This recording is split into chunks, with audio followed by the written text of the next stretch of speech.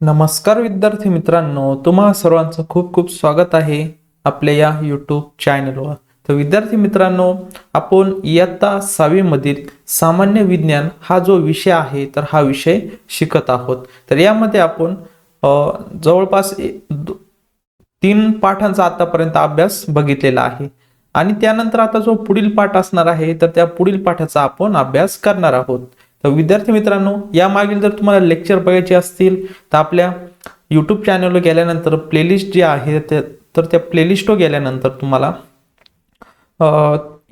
इयत्ता 6वी सामान्य विज्ञान ही जी प्लेलिस्ट केलेली आहे त्यामध्ये तुम्ही सिक्वेन्सनी तुम्ही सर्व लेक्चर बघू शकता. आतापर्यंत काय जेवढे झालेले लेक्चर आहे तर ते तुम्ही सिक्वेन्सनी बघू शकता. तर विद्यार्थी मित्रांनो, या अगोदर बघा कोणकोणते लेक्चर झालेले आहे ते एकदा बघून घेऊयात. सुरुवातीला जी अनुक्रमणिका आहे तर ती अनुक्रमणिका बघूयात. या ठिकाणी बघा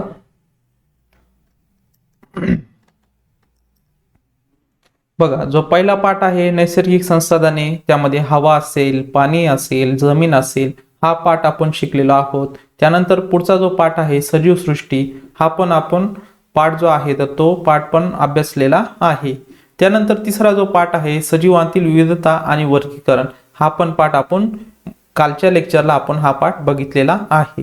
आता बघूयात आता विद्यार्थी मित्रांनो, त्यापुढील जो पाठ आहे 4 नंबरचा जो पाठ आहे आपत्ती व्यवस्थापन, हा पाठ आज आपण अभ्यासणार आहोत. तर यामध्ये जे काही घटक असतील, उपघटक असतील, प्रयोग असतील, कृती असतील, जे काही गोष्टी असतील म्हणजे त्यामधील जे युनिट असतील सर्वांचा अभ्यास जो आहे तर तो अभ्यास आपण या लेक्चरच्या माध्यमातून बघणार आहोत. तसेच स्वाध्याय जो आहे त्या स्वाध्यायाचे प्रश्न उत्तर बघणार आहोत. त्यानंतर जो उपक्रम असतो त्या उपक्रमाविषयी सुद्धा आपण माहिती बघणार आहोत. तर बघा विद्यार्थी मित्रांनो, आपण जे लेक्चर आहे तर ते लेक्चर एका म्हणजे संपूर्ण जो पाठ आहे तर या पाठाचा अभ्यास आपण एका लेक्चरमध्ये कव्हर करत असतो. जवळपास 1.5 ते 2 तासापर्यंत आपले हे लेक्चर होत असतं. तर म्हणजे एकच जर तुम्ही व्हिडिओ बघितला तर संपूर्ण त्या पाठाचा अभ्यास जो आहे तर तो एका लेक्चर मधून तुमचा कव्हर होणार आहे. तर अशा प्रकारे आपण संपूर्ण लेक्चर घेणार आहोत. या अगोदर आपण इयत्ता 5वीचं पण विज्ञानचं जे विज्ञान विषय जो आहे इयत्ता 5वीचा परिसर अभ्यास भाग 1, तर या पाठाचे संपूर्ण जे 20 ते 25 लेक्चर होते तर ते आपण बघितलेले आहे. ते पण तुम्ही प्लेलिस्ट मध्ये जाऊन बघू शकता. तर आता जे लेक्चर आहे आपलं आपत्ती व्यवस्थापन, तर यावर आता आपण अभ्यास करणार आहोत.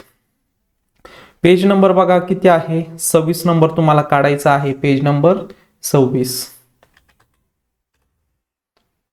तर या ठिकाणी बघा आपल्या पाठाचं नाव काय आहे, आपत्ती व्यवस्थापन. आता या पाठामध्ये बघा आपल्याला काय काय शिकायचं आहे. समजा विद्यार्थी मित्रांनो, तुम्ही दुपारच्या सुट्टीत किंवा जेवणाची जी बेल होत असते तर त्यामध्ये तुम्ही जेवण झाल्यानंतर तुम्ही खेळत असतात. खेळताना जर तुमच्या मित्राला किंवा मैत्रिणीला जर लागले किंवा खरचटले किंवा छोटा मोठा अपघात झाला तर अशा वेळेस तुम्ही कोणती काळजी घ्याल. तर नक्कीच जेव्हा तो तुमचा मित्र असेल, मैत्रीण असेल, पडली असेल, तिला आपण सुरक्षित ठिकाणी नेत असतो. त्यानंतर जी काही जखम झालेली असेल त्यावर प्रथमोपचार करत असतो आणि जर जखम जास्तच हे असेल, मोठी असेल तर आपण काय करत असतो, हॉस्पिटलमध्ये नेत असतो. मग हे जे सर्व कृती आपण करत असतो तर ती म्हणजे एक प्रकारे आपण काय करत असतो, काळजी घेत असतो. म्हणजे जर अपघात झाला तर त्यावर आपण कशा प्रकारे कृती केली पाहिजे, त्यानंतर आपल्याकडे कोणकोणत्या गोष्टी अवेलेबल पाहिजे, तर ह्या गोष्टींचा अभ्यास आपण या पाठात करणार आहोत. तसेच बघा आपण हे छोटं उदाहरण घेतलं की आपल्या परिसरात किंवा आपल्या शाळेच्या आवारात जर एखादा विद्यार्थी पडला तर आपण कशा प्रकारे तिची काळजी घेतो, तशाच प्रकारे काही मोठमोठ्या गोष्टी सुद्धा आपल्या समाजामध्ये तसेच शहरांमध्ये गावांमध्ये होत असतात.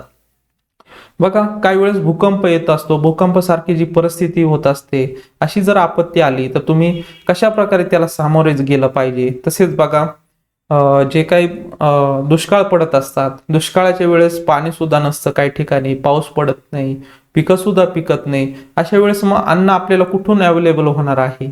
तर असे जे काही आपत्ती आहे तर त्या आपत्ती जर आपल्या ओढून आली तर तुम्ही कशा प्रकारे त्याला सामोरं गेलं पाहिजे तर हे आपण शिकणार आहोत.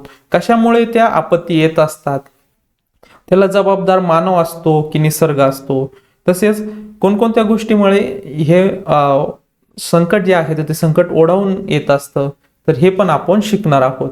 आणि त्यासाठी बघा, त्यावर मात करण्यासाठी आपण कशा प्रकारे लढलं पाहिजे, तर ते पण आपण शिकणार आहोत. तसेच बघा, महापूर आला तर अशा वेळेस तुम्ही कोणती काळजी घेतली पाहिजे. तसेच बघा, अजून कोणती समजा एखाद्या ठिकाणी आग लागली तर आगीच्या ठिकाणी तुम्ही कशा प्रकारे सामोरं गेलं पाहिजे किंवा सुरक्षित ठिकाणी कशा प्रकारे तुम्ही जाशाल. तसेच बघा, खूप असं मोठं चक्रीवादळ असेल, जर परिस्थिती आली तर अशा परिस्थितीला तुम्ही कशा प्रकारे सामोरं गेलं पाहिजे. तसेच बघा, ज्वालामुखी आहे.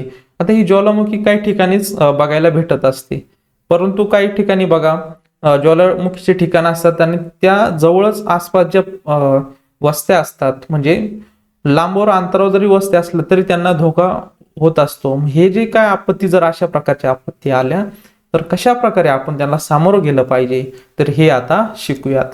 सुरुवातीला तुम्हाला बघा काही प्रश्न विचारलेला आहे आणि तुम्हाला स्क्रीनवर पण काही फोटो दिसत आहे, तर ते कशा कशाचे आहे बघा. या ठिकाणी बघा भूकंप आलेला आहे बघा, या जमिनीला भेगा पडलेल्या आहे, तुम्हाला या ठिकाणी दिसत असेल.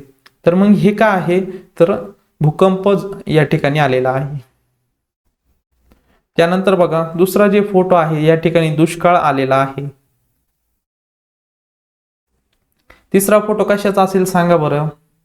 या ठिकाणी बघा खूप सारं पाणी साठलेलं आहे. हा मुलगा बघा घरावर चढलेला आहे, अशा वेळेस त्याच्या घरात पण पाणी गेलेलं आहे. त्याची गाडी जी आहे या ठिकाणी बघा, त्याच्या घरची जी गाडी असेल ती पण पाण्यामध्ये बुडलेली आहे. म्हणजेच काय आलेलं आहे, महापूर आलेला आहे. त्यानंतर बघा या ठिकाणी तुम्ही बघू शकता, या ठिकाणी आग लागलेली आहे. ही जे घर दाखवलेलं आहे त्या ठिकाणी काय लागलेली आहे, आग लागलेली आहे. त्यानंतर हे चक्रीवादळ आहे. चक्रीवादळ आणि हे काय आहे, आपण ज्वालामुखी.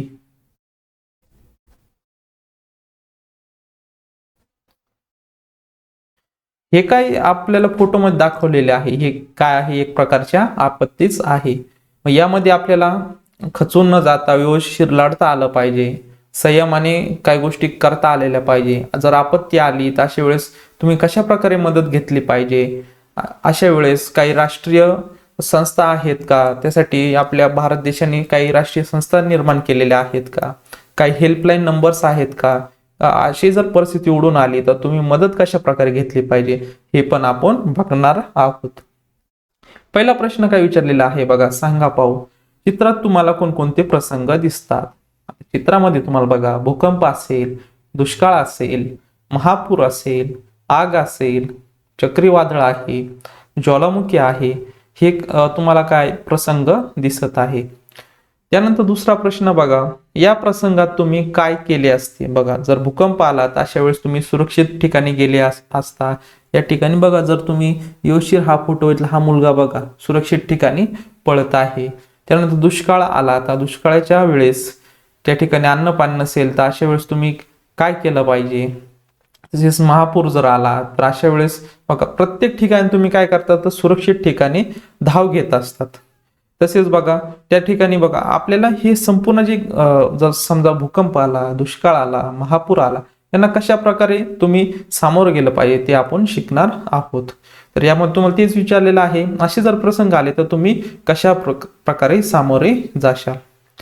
त्यानंतर बघा, तुम्ही स्वतः कधी हे प्रसंग अनुभवलेले आहेत का. बघा, जे ज्वालामुखी आहे तरी शक्यतो तुम्ही अनुभवली नसेल. तसेच बघा चक्रीवादळ तुम्ही अनुभवलेले असतील. त्यानंतर आग लागली असेल. कधी नवा असे प्रसंग जे आहेत तर ते प्रसंग घडत असतात. जर शहराच्या ठिकाणी बघितलं तर हे आगीचे प्रमाण जे आहे तर ते खूप मोठ्या प्रमाणावर असतात. तर हे प्रसंग तुम्ही बघितलेले असाल. अशा वेळेस बघा ते आग विझवायचा प्रयत्न केला जातो. त्यानंतर त्या घरामधील किंवा त्या बिल्डिंग मधील जे काही मानव आहेत किंवा व्यक्ती आहेत तर त्यांना आपण वाचवण्याचं काम करत असतो. त्यानंतर बघा त्यांचं काही काळ दुसऱ्या ठिकाणी त्यांचं व्यवस्थापन केलेलं जातं. त्यानंतर महापूर आला असेल तर बघा या ठिकाणी हा उंचावर गेलेला आहे, दुष्काळ आला, तर अशा वेळेस बघा दुष्काळाच्या परिस्थितीत बघा तिथे शेती करता येत नाही, अन्नधान्य पिकत नाही, पाण्याची टंचाई असते. अशा वेळेस त्या तेथील लोकांचं जे आहे तर ते व्यवस्थापन सरकार असेल किंवा ते लोक जे आहेत तर ते दुसऱ्या ठिकाणी आपलं व्यवस्थापन करत असतात. तसेच बघा हे प्रसंग का उद्भवतात, पुढील प्रश्न विचारलेला आहे. हे जे प्रसंग आहे तर ते का उद्भवत असतील? काय बघा, आपण मानव जो आहे तर तो निसर्गावर जर जास्त त्यांनी अतिक्रमण केलं किंवा काही गोष्टींचा अतिरेक केला तर ही परिस्थिती जी आहे ती परिस्थिती ओढावून येत असते. आता भूकंप असेल, आपण दगडाच्या खाणी बघितलेल्या असेल, सुरुंग फोडत असतो, तर अशामुळे काय होत असतं तर हे भूकंपासारखी परिस्थिती ओढवून येत असते. दुष्काळ असेल, माणूस आपल्या हव्यासापोटी काय करत आहे, झाडं तोडत आहे. झाडं तोडल्यामुळे काय होतं तर बघा याचा परिणाम जो जलचक्र आहे आपलं जलचक्र तर त्यावर होत असतो. तर याचा पण अभ्यास आपण मागील पाठांमध्ये तसेच इयत्ता 5वीच्या पाठांमध्ये आपण बघितलेला आहे.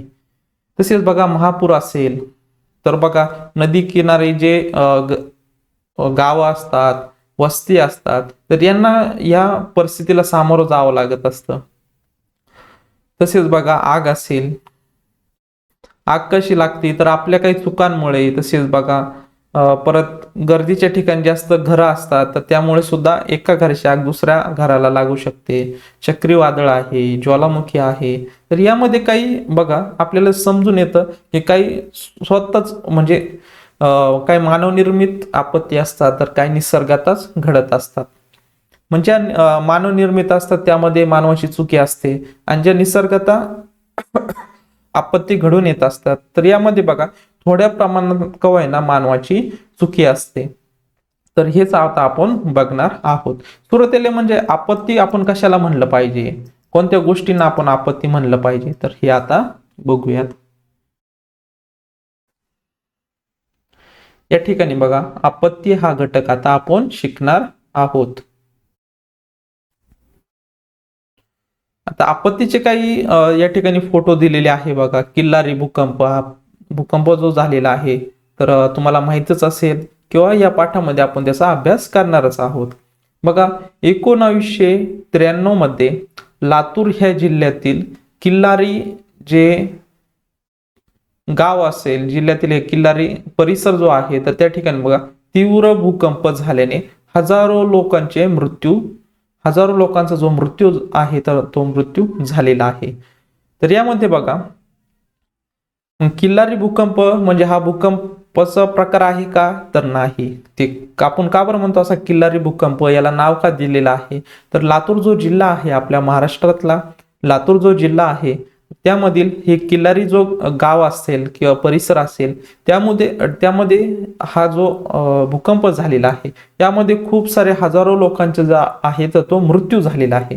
म्हणून या भूकंपाला त्यांनी नाव काय दिलेलं आहे, किल्लारी भूकंप. हे तुम्हाला व्यवस्थित समजलेच असेल. त्यामधली काय जी परिस्थिती आहे तर ती परिस्थिती दाखवलेली आहे. हे जे काही भूकंपामुळे घरं पडलेले आहे त्यामध्ये हजारो लोकांचं जे आहे तर तो मृत्यू झालेला आहे. त्यानंतर बघा पुढील एक उदाहरण दिलेलं आहे बघा, म्हणजेच एक घटना सांगितलेली आहे. जुलै 2005 आठवला की आजही मुंबईकरांच्या अंगावर काटा उभा राहतो, कारण त्यावेळी मुसळधार पावसाने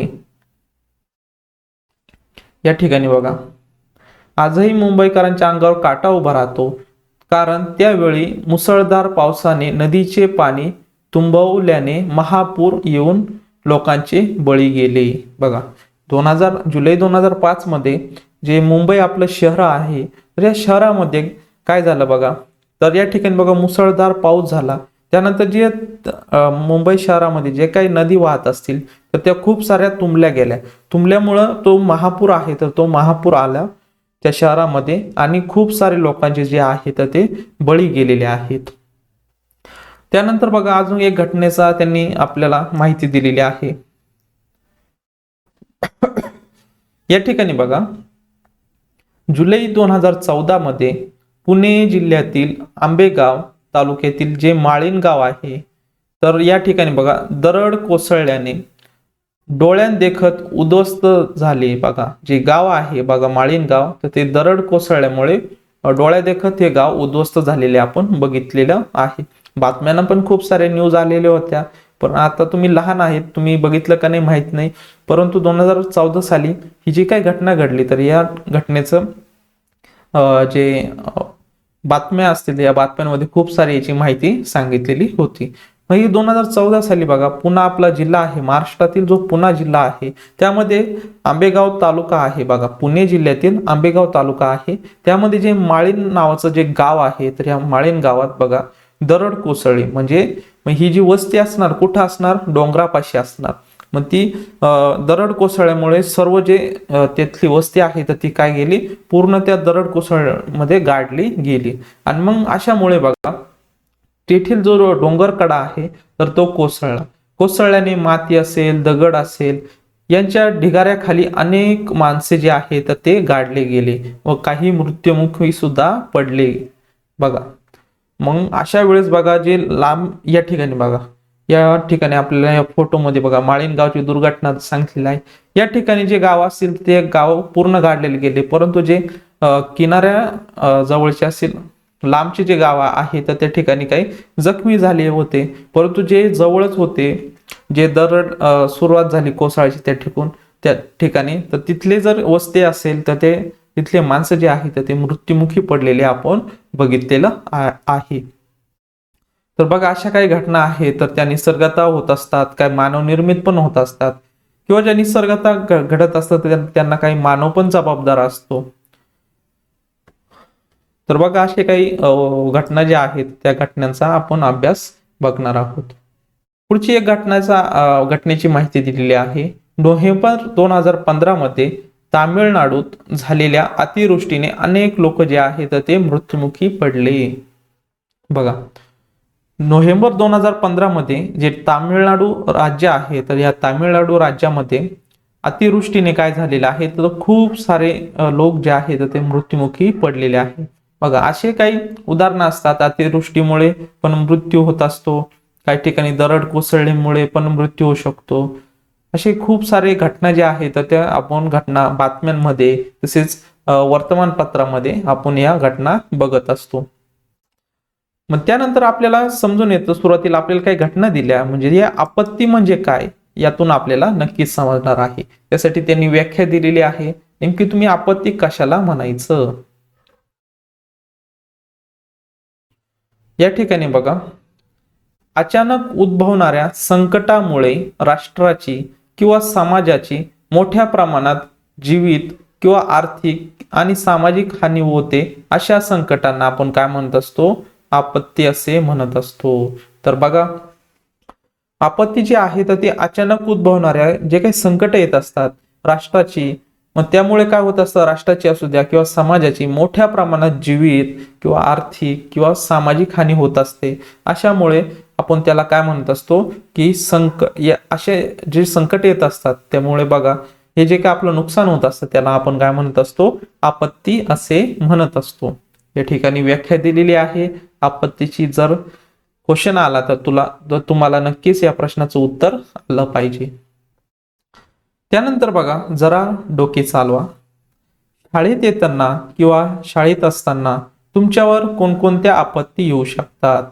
तर या ठिकाणी बघा जेव्हा तुम्ही शाळेत जात असतात किंवा येत असतात अशा वेळेस कोणकोणत्या बघा मी काही तुम्हाला उदाहरणं सांगतो, त्या आपत्ती येऊ शकतात का. बघा आग लागू शकते का, तर तुम्ही ज्या ठिकाणी जा करतात त्यापाशी बघा खूप सारे घरं असतात, शहरामध्ये असेल तर खूप सारे इमारती असतील, तर मग ज्या अशा इमारती आहेत तुम्ही जाता येताना यामध्ये तुमचा संपर्क जो आहे तर तो संपर्क येत असतो. अशा वेळेस आग लागू शकते एखाद्या इमारतीला, परंतु तुम्ही लांब असाल पण अशा वेळेस आग पण एखाद्या इमारतीला किंवा घराला लागू शकते. भूकंप पण येऊ शकतो. बघा रासायनिक वायूची गळती हे तुमच्यापाशी नाही, ज्या ठिकाणी कारखाने असतील तर त्या ठिकाणी घडत असतं. त्यानंतर वादळ येऊ शकतात. महापूर, जर तुमचं जे शहर आहे गाव आहे तर नदीच्या ठिकाणी असेल तर त्या ठिकाणी महापूर पण येऊ शकतो. त्सुनामी, ज्या ठिकाणी मोठमोठे समुद्र आहे तर अशा ठिकाणी त्सुनामी पण येऊ शकते. बॉम्बस्फोट घडू शकतात. इमारती पण कोसळू शकतात. आणि जर तुमचं घर किंवा शाळा जी आहे तर ती डोंगरापाशी असेल तर त्या ठिकाणी दरड कोसळत पण असतील, मग अशामुळे दरड कोसळणे हे सुद्धा आपत्ती येऊ शकते. म्हणजे बघा, शाळेत येताना किंवा जाताना अशा आपत्तीनं तुम्हाला सामोरं कधीतरी जाऊ लागू शकतं. मग अशामुळे तुम्ही पण त्या आपत्तीला कशा प्रकारे तुम्ही लढलं पाहिजे, तर त्यासाठी आपण आपत्ती म्हणजे काय हे व्यवस्थित समजून घेऊयात. यामध्ये बघा, आता पहिला प्रश्न आपण बघितलेला आहे, शाळेत येताना किंवा शाळेत जाताना किंवा येताना तुमच्यावर कोणकोणती आपत्ती येऊ शकतात याविषयी माहिती बघितलेली आहे. पुढचा प्रश्न बघा, या आपत्तींचे निवारण करण्यासाठी काय करावे असे तुम्हाला वाटते? बघा, अशा आपत्तीचे निवारण करण्यासाठी तुम्हाला त्या आपत्तींविषयी संपूर्ण माहिती असली पाहिजे. जी आपत्तीचे उदाहरण आपण बघितलेले आहे, तर ते कशामुळे येत असतात, त्याचे परिणाम काय होत असतात, त्यांना लढण्यासाठी आपल्याला कोणकोणत्या गोष्टी माहीत असल्या पाहिजे. तसेच आपण कशा प्रकारे मदत घेतली पाहिजे, काही संस्था आहे का यामध्ये आपल्याला मदत करतात का, हे पण आपल्याला समजलं पाहिजे. त्यासाठी हा जो आपला पाठ आहे तर तो खूप अभ्यासासाठी नाही तर तुमच्या दैनंदिन जीवन जगत असताना खूप सारा महत्वाचा आहे. तर बघा विद्यार्थी मित्रांनो, आपत्तीची आपण व्याख्या बघितलेली आहे. त्यानंतर बघा, आपत्ती कशामुळे येते हे आता आपण बघूयात. या ठिकाणी बघा, आपत्ती कशामुळे येतात, कशा असतात. बघा, आपत्ती कशामुळे येतात आणि कशा असतात. बघा, पहिलं सांगितलेलं आहे अतिवृष्टीमुळे येणारा महापूर. बघा, ही काय आहे, एक आपत्ती आहे. अतिवृष्टी जेव्हा होते तेव्हा काय येणार, महापूर येणार. त्यानंतर बघा पुढचं काय आहे, भूकंप, विजांचे कोसळणे, ज्वालामुखी इत्यादी. हे काय आहे, तर आपत्ती आहे. त्यानंतर पुढे सांगितलेलं आहे बघा, जंगलांना अचानक लागणारी आग. हे पण काय आहे, आपत्ती आहे. वाढत्या लोकसंख्येमुळे छोट्या प्रदेशात लोकांची गर्दी वाढल्याने धोक्याची जी तीव्रता आहे तर ती धोक्याची तीव्रता वाढत असते. म्हणजेच आपत्ती येण्याची खूप दाट शक्यता या ठिकाणी असते. बघा, मोठमोठे जर तुम्ही शहरं बघितले तर अशा ठिकाणी बघा खूप सारे लोक जे आहेत तर ते उद्योगधंद्यामुळे किंवा इतर त्यांच्या नोकरीच्या कारणामुळे किंवा खूप सारे असे नवीन नवीन जे काही आपले कारण असतात, आपण कारणांमुळे जे खेड्यापाड्यातले लोक जे आहेत परत उदरनिर्वाहासाठी आपण काय करत असतो, आपलं गाव सोडून मोठमोठ्या प्रदेशांमध्ये जात असतो. म्हणजे ज्या ठिकाणी जे प्रदेश जसं की मुंबई असेल, पुणे असेल, दिल्ली असेल, असे जे काही छोटे छोटे प्रदेश आहेत त्या ठिकाणी खूप सारे आपल्याला लोकसंख्या बघायला भेटत असते. हे लोक स्थलांतर अशामुळे काय करत असतात की एखाद्याचं नोकरी असेल आपण बघितलं की, तसेच उदरनिर्वाहासाठी पैसे कमावण्यासाठी आपण काय करत असतो, या ठिकाणी जात असतो. मग अशामुळे त्या ठिकाणी खूप सारे लोक किंवा गर्दी आपल्याला दिसून येते. मग अशा ठिकाणी आपत्तीच्या ज्या घटना आहेत तर त्या घटना घडलेल्या आपल्याला दिसून येत असतात.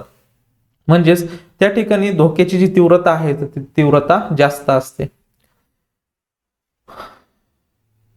त्यानंतर बघा पुढे काय सांगितलेलं आहे, बेसुमार प्रमाणात होणारी बांधकामे. बघा, खूप सारे आपण काय करत असतो, निसर्गात जे काही आपले झाडं आहेत, मोठमोठे झाडं आहेत, तसेच निसर्गात जी काही संपत्ती दिलेली आहे निसर्गाने आपल्याला वापरण्यासाठी, पण माणूस काय करतो, आपल्या हव्यासामुळे काय करतो, नैसर्गिक संसाधनांचं तसेच निसर्गात मिळालेल्या गोष्टींचा आपण काय करतो, बेसुमार म्हणजे वापर करत असतो. त्याचं काही लिमिटच आपण ठेवत नाही. तसेच बघा, आपल्याला घर बांधण्यासाठी आपण त्या ठिकाणची झाडं तोडत असतो. एक प्रकारे खूपच असे मोठमोठे जंगल जे आहे तर ते भुईसपाट मानव करत असतो. मग त्याचाच परिणाम काय होत असतो, तर त्या ठिकाणी वस्ती वाढत असते, खूप सारे मोठमोठे बंगले इमारती बांधले जातात, म्हणजे एक प्रकारे शहरीकरण केलं जातं. मग अशामुळे जे प्रमाण आहे बघा, बेसुमार प्रमाणात होणारी बांधकामे, त्याच्यामुळे काय होत असतं, झाडं संपतात त्या ठिकाणची. मग असं जे जलचक्र आहे तर त्यावर परिणाम झालेला आपल्याला यामध्ये दिसून येत असतो. तसेच बघा, पर्यावरणाचा ढासळत असलेला समतोल. साहजिकच आहे, जर आपण निसर्ग व अतिक्रमण केलं तर आपला पर्यावरणाचा ढासळत असलेला समतोल आपल्याला बघायला भेटत असतो. कधी खूप सारा पाऊस पडतो, कधी खूप सारं ऊन पडत असतं. अशा ज्या गोष्टी आहे, कधी खूप साऱ्या प्रमाणात थंडी पडत असते. हे जे काय आहे तर ते पर्यावरणाचा जेव्हा समतोल ढासळत असतो तर त्यामुळे या परिणामांना आपल्याला सामोरे जावं लागत असते. त्यानंतर निसर्गात जे आपत्ती येत असतात तर त्याला पण आपणच जबाबदार असतो. त्यानंतर बघा दहशतवाद, दहशतवाद, दंगल, गुन्हेगारी यांतून बॉम्बस्फोट, तसेच हल्ले, आगी, अपघात इत्यादी हे काय आहे तर आपत्तीची काही उदाहरणं आहेत. मग यामध्ये आपण म्हणू शकतो काही मानवनिर्मित आपत्ती असू शकते आणि काही निसर्गातच आणि नैसर्गिक आपत्ती असू शकते. असे आपण दोन प्रकार पाडू शकतो. म्हणजेच खाली दिलेला आहे बघा आपल्याला, आपण आपत्तीचे मानवनिर्मित व नैसर्गिक असे मुख्य किती प्रकार आहेत तर मुख्य दोन प्रकार आहेत आपण सांगू शकतो. यामध्ये बघा आग असेल, भूकंप, रासायनिक वायू गळती, त्यानंतर बघा वादळ, महापूर, त्सुनामी, बॉम्बस्फोट, इमारत कोसळणे, तसेच पूर असेल, दगड कोसळणे, मोटार अपघात, युद्धे, वणवा हे जे काय आहे तर ते आपत्तीचे मानवनिर्मित नैसर्गिक आपत्ती. बघा या आपत्तींचे आपल्याला काय करायचे आहे, मानवनिर्मित आणि नैसर्गिक आपत्ती यामध्ये तुम्हाला वर्गीकरण करायचं आहे. खाली तुम्हाला बघा अशा प्रकारे तुम्हाला असा टेबल आखून घ्यायचा आहे. त्यामध्ये मानवनिर्मित कोणत्या आपत्ती आहेत आणि नैसर्गिक कोणत्या आपत्त्या आहेत तर हे तुम्हाला त्यामध्ये लिहायचं आहे. या ठिकाणी उदाहरण म्हणून त्यांनी बघा मानवनिर्मित आग दिलेली आहे आणि नैसर्गिक आपत्ती भूकंप दिलेली आहे. त्यानंतर बघा हे दोन उदाहरणं त्यांनी वर्गीकरण दिलेलं आहे. रासायनिक वायू गळती हे कशामुळे असणार, मानवनिर्मित मध्ये येणार. बघा मानवनिर्मितला आपण असा चौकन करूयात.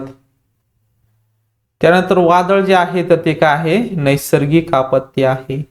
त्यानंतर महापूर काय आहे, नैसर्गिक आपत्ती. त्सुनामी नैसर्गिक आपत्ती. बॉम्बस्फोट जो आहे तर तो काय आहे, मानवनिर्मित आहे. बघा मानवनिर्मितला आपण चौकट केलेली आहे आणि नैसर्गिक आपत्तीला सर्कल केलेला आहे.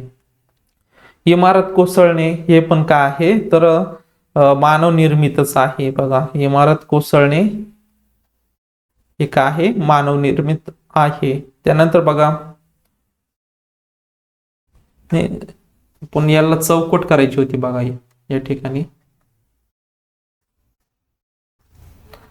बघा इमारत कोसळणे काय आहे, मानवनिर्मितीसाठी आपण काय करत आहोत, चौकट करत आहोत. इमारत कोसळणे हे काय आहे, मानवनिर्मित आहे.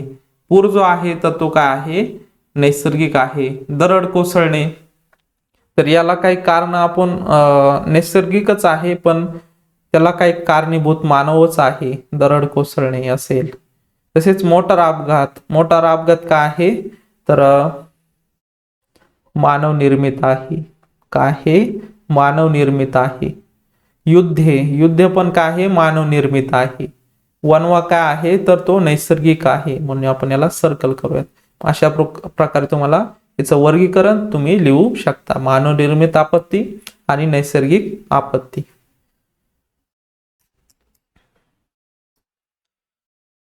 त्यानंतर बघा आता पहिला आपण घटक शिकणार आहोत त्यामधील भूकंप. आता भूकंप जी आपत्ती आहे तर याविषयी आता माहिती घेऊयात.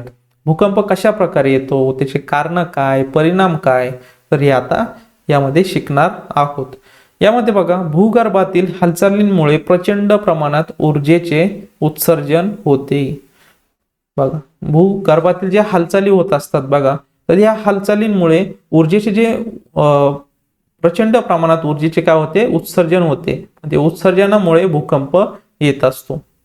त्याची परिणिती भूकंप लाटांमध्ये होऊन पृथ्वीच्या पृष्ठभागात हालचाल होते. बघा त्याची परिणिती भूकंप लाटांमध्ये होऊन पृथ्वीच्या पृष्ठभागात हालचाली होते. त्यामुळे बघा जमीन थरथरणे, हलणे किंवा जमिनीचा भेगा पडणे अशा ज्या घटना आहेत त्या अशा घटना भूकंप आल्यामुळे होत असतात.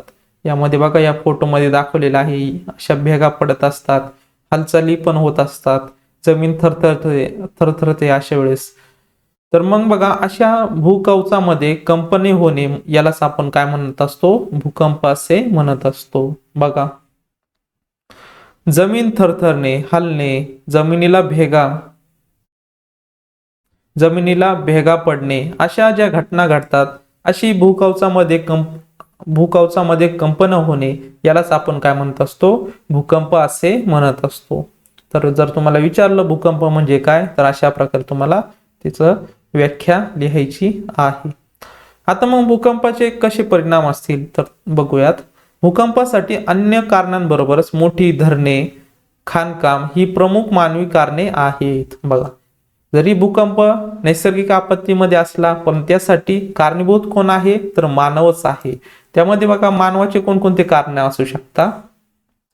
भूकंपासाठी अन्य कारणांबरोबरच मोठी जे धरणे बांधत असतो आपण, तसेच बघा खाणकाम करत असतो, हे जे काय मानवनिर्मित गोष्टी आहेत तर त्या भूकंप येण्यासाठी जबाबदार असतात. म्हणजेच मानव पण यासाठी जबाबदार आहे.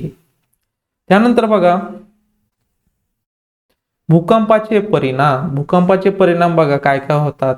बांधकामे, पूल, रस्ते, लोहमार्ग उद्ध्वस्त होतात. बघा, जेव्हा भूकंप येणार आहे, जमिनीला चिरा पडणार आहे, ज्या ठिकाणी बांधकाम केलेलं आहे किंवा पूल बांधलेला आहे तर ते काय होणार आहे, पडणार आहे. रस्ते पण खराब होणार आहे. लोहमार्ग असेल तर तो लोहमार्ग पण उद्ध्वस्त होणार आहे. ज्या ठिकाणी बघा रेल्वे जाते तर ती रुळावून जाते, त्याला आपण लोहमार्ग म्हणत असतो, तो पण काय होणार, उद्ध्वस्त होणार आहे. म्हणजे त्याचं जे स्ट्रक्चर आहे तर ते स्ट्रक्चर बिघडलेलं आपल्याला दिसून येत असतं. दुसरा परिणाम काय होतो बघा, नद्यांच्या प्रवाहाची दिशा बदलू शकते.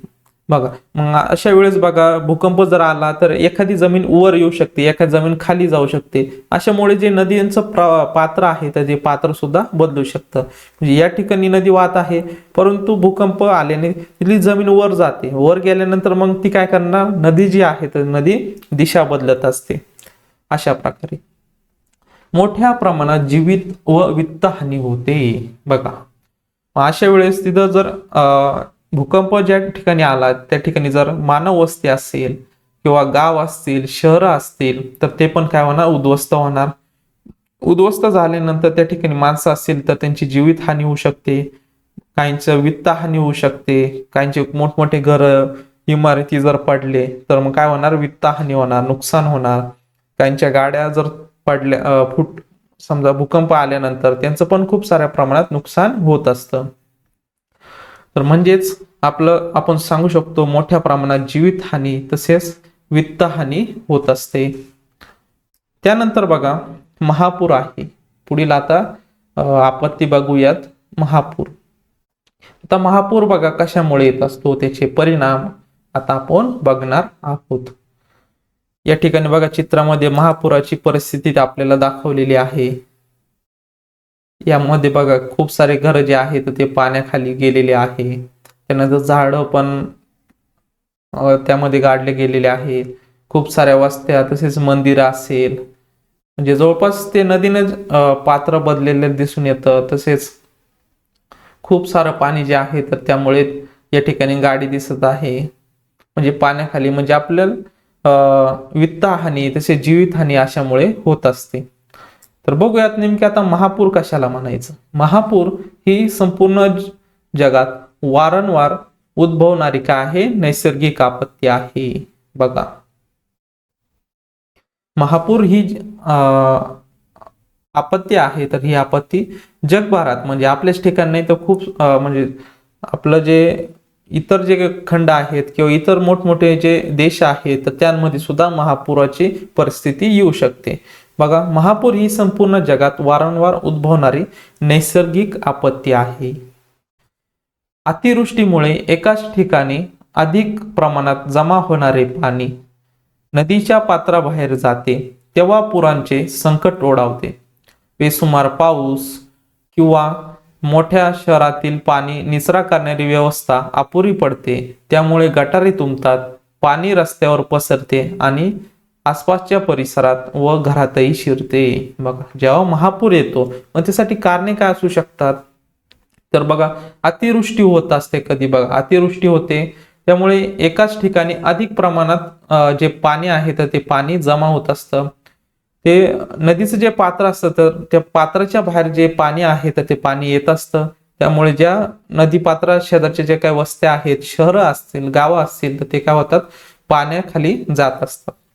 तेव्हा पुराचे संकट ओढावते. अशा वेळेस पूर जो आहे तर ते पुराचे संकट ओढावत असते. बेसुमार जो पाऊस होत असतो, त्यानंतर बघा मोठ्या शहरातील पाणी निचरा करणारी व्यवस्था अपुरी पडते. बघा पाण्याचा निचरा करण्यासाठी बघा जे काही मोठमोठ्या गटारी असतील ते जर निचरा करणाऱ्या अपुऱ्या पडल्या तर पाणी काय होणार, तुंबणार. मग जर पाणी तुंबलं तर त्यामुळे पूर येण्याचे आपल्यावर संकट येत असते. त्यामुळे गटारे तुंबतात, पाणी रस्त्यावर पसरते. बघा जी आपण गटारे काढलेले असतात ते जर तुंबले तर त्याचं पाणी बाहेर येणार, रस्त्यानं येणार. तशाच प्रकारे जर महापूर आला अशा वेळेस मग ते पाणी पण तुंबतं आणि शहर आपण पाण्याखाली गाडलेली आपल्याला दिसून येत असतात आणि आसपासच्या परिसरात घरातही शिरते. साहजिकच आहे, जर पाणी तुंबलं एखाद्या ठिकाणी तर ते काय होणार, सगळीकडे आसपास जे परिसर आहे, घरं आहे तर त्यामध्ये शिरत असतं. अशा प्रकारे महापूर कशाला म्हणायचं आपण बघितलेलं आहे. मग हा महापूर आल्यानंतर आपल्यावर परिणाम कशा प्रकारे होत असतो, किंवा जे जीवसृष्टी आहे, जीवसृष्टीपेक्षा आपण म्हणत असतो वस्ती असेल, शहरं असतील, गावांवर कशा प्रकारे परिणाम होत असतो, तर आता बघूयात. म्हणजेच महापुराचे परिणाम बघूयात.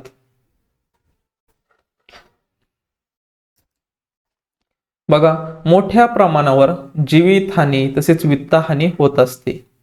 तसेच जमिनीची धूप पण होत असते. त्यानंतर बघा पिकांचे अमाप नुकसान होत असते. बघा अशा वेळेस जर शेतीमध्ये काय एखादं पीक लावलेलं असेल आणि अचानक महापूर आला तर काय होणार, ते पीक पण काय होणार, वाहून जाणार, शेतीचं पण नुकसान होत असतं. तर मग ह्यामुळे महापुराचे जे परिणाम आहेत तर ते परिणाम शेतकऱ्यांना पण भोगावे लागत असतात. त्यानंतर बघा पूर ओसरल्यानंतर खूप सारे आजार पसरलेले, साथीचे आजार पसरलेले आपल्याला दिसून येत असतात. तसेच बघा रोगराई यांमुळे लोकांचे आरोग्य जे आहे ते आरोग्य खालावते. बघा मग पाणी तुंबल्यानंतर, महापूर आल्यानंतर खूप सारं जी घाण आहे तर ती घाण शहरात येत असते. डास होतात, मच्छर होतात, म्हणजे सगळीकडे दुर्गंधी पसरत असते. तसेच बघा मग अशामुळे जे आरोग्य आहे तर ते आरोग्य पण खालावत असतं. मग हे जे काय आपल्याला परिणाम सांगितलेले आहेत ते परिणाम महापुरामुळे आपल्यावर येत असतात. अशा प्रकारे आपण महापूर जो आपत्ती आहे तर ती महापुराची आपत्ती याविषयी आपण माहिती घेतलेली आहे. त्यानंतर बघा आता पुढील आपत्ती बघणार आहोत, वादळी. आता नेमकी वादळे कशाला म्हणायचं, या ठिकाणी बघा हवेत निर्माण होणारे कमी अधिक दाबाचे पट्टे आणि त्यामुळे हवामानात होणारे बदलांमुळे वेगाने वारे वाहू लागतात आणि वादळे निर्माण होतात. बघा जे आपत्ती जी आहे तर आपत्तीमध्ये वादळे पण येत असतात. हवेत जेव्हा कमी किंवा जास्त अधिक दाबाचे पट्टे जेव्हा येत असतात तर अशामुळे हवामानात बदल होत असतो. हवामानात जेव्हा बदल होतो तेव्हा वेगाने वारे वाहू लागतात व वारे वाहू लागल्यामुळे काय होतात, मोठमोठे जे वादळे आहेत तर ते मोठमोठे वादळे येत असतात. हे वादळांचा परिणाम आपल्या होत असतो का, तर नक्कीच. जसे शहर असतील, गावं असतील, अशा सर्व ठिकाणी आपल्याला याचे परिणाम आपल्याला दिसून येत असतात. मग आता परिणाम कोणकोणते आहेत तर ते आता बघूयात. या ठिकाणी बघा वादळाचे परिणाम. यामध्ये वादळग्रस्त प्रदेशांचे अमाप नुकसान होते. म्हणजे वादळग्रस्त प्रदेश आहे ज्या ठिकाणी वारंवार वर्षाला कवायना वादळ त्या ठिकाणी येत असतात. मग हे काय आहे, वादळग्रस्त प्रदेश आहे. तर त्या प्रदेशांचं खूप सारं नुकसान जे आहे तर ते नुकसान दरवर्षी होत असतं. असे काहीच काही मेन ठिकाणं असतात तर ते वादळग्रस्त प्रदेश असतात. तर या ठिकाणी जी वस्ती असते, माणसं राहत असतात, तर त्यांचं खूप सारं नुकसान झालेलं आपल्याला दिसून येत असतं. त्यानंतर बघा जीवित व मालमत्ता यांची प्रचंड हानी होत असते. साहजिकच आहे, जेव्हा वादळ येत असतं मग तेव्हा आपली मालमत्ता म्हणजे आपण जर गाडी घेतलेली असेल, काही नवीन नवीन गोष्टी घेतलेल्या असेल तर त्यांचं पण नुकसान आपल्याला झालेलं दिसून येत असतं. कधी आपली जीवितहानी पण त्यामध्ये होत असते. अशा प्रकारे खूप सारे संकट जे आहेत तर अशा वेळेस आपल्यावर येत असतात. म्हणजे जीवित तसेच मालमत्ता याची प्रचंड हानी होत असते. काहींचा जीव पण त्यामध्ये जात असतो. काही वादळांमध्ये खूप सारे पत्रे उडून येत असतात. जर ते पत्रे आपल्याला लागले तर आपल्याला इजा पण होत असते. काहींमध्ये त्यांचा जीव पण जाऊ शकतो. काहींना गंभीर जखमा पण होऊ शकतात. अशा प्रकारे खूप सारे परिणाम जे आहेत त्या परिणामांना आपल्याला सामोरं जावं लागत असतं. त्यानंतर बघा वीज पुरवठा खंडित होत असतो. मग अशा वेळेस जे वीज वाहून नेणार ज्या तारा असतात त्या तारांमधून वीज खंडित केली जाते. जेणेकरून जर तारा तुटल्या तर त्यामध्ये लोकांना काही त्रास होणार नाही याची आपण दक्षता घेत असतो. म्हणजेच वीज पुरवठा त्या ठिकाणी खंडित केला जातो. त्यानंतर बघा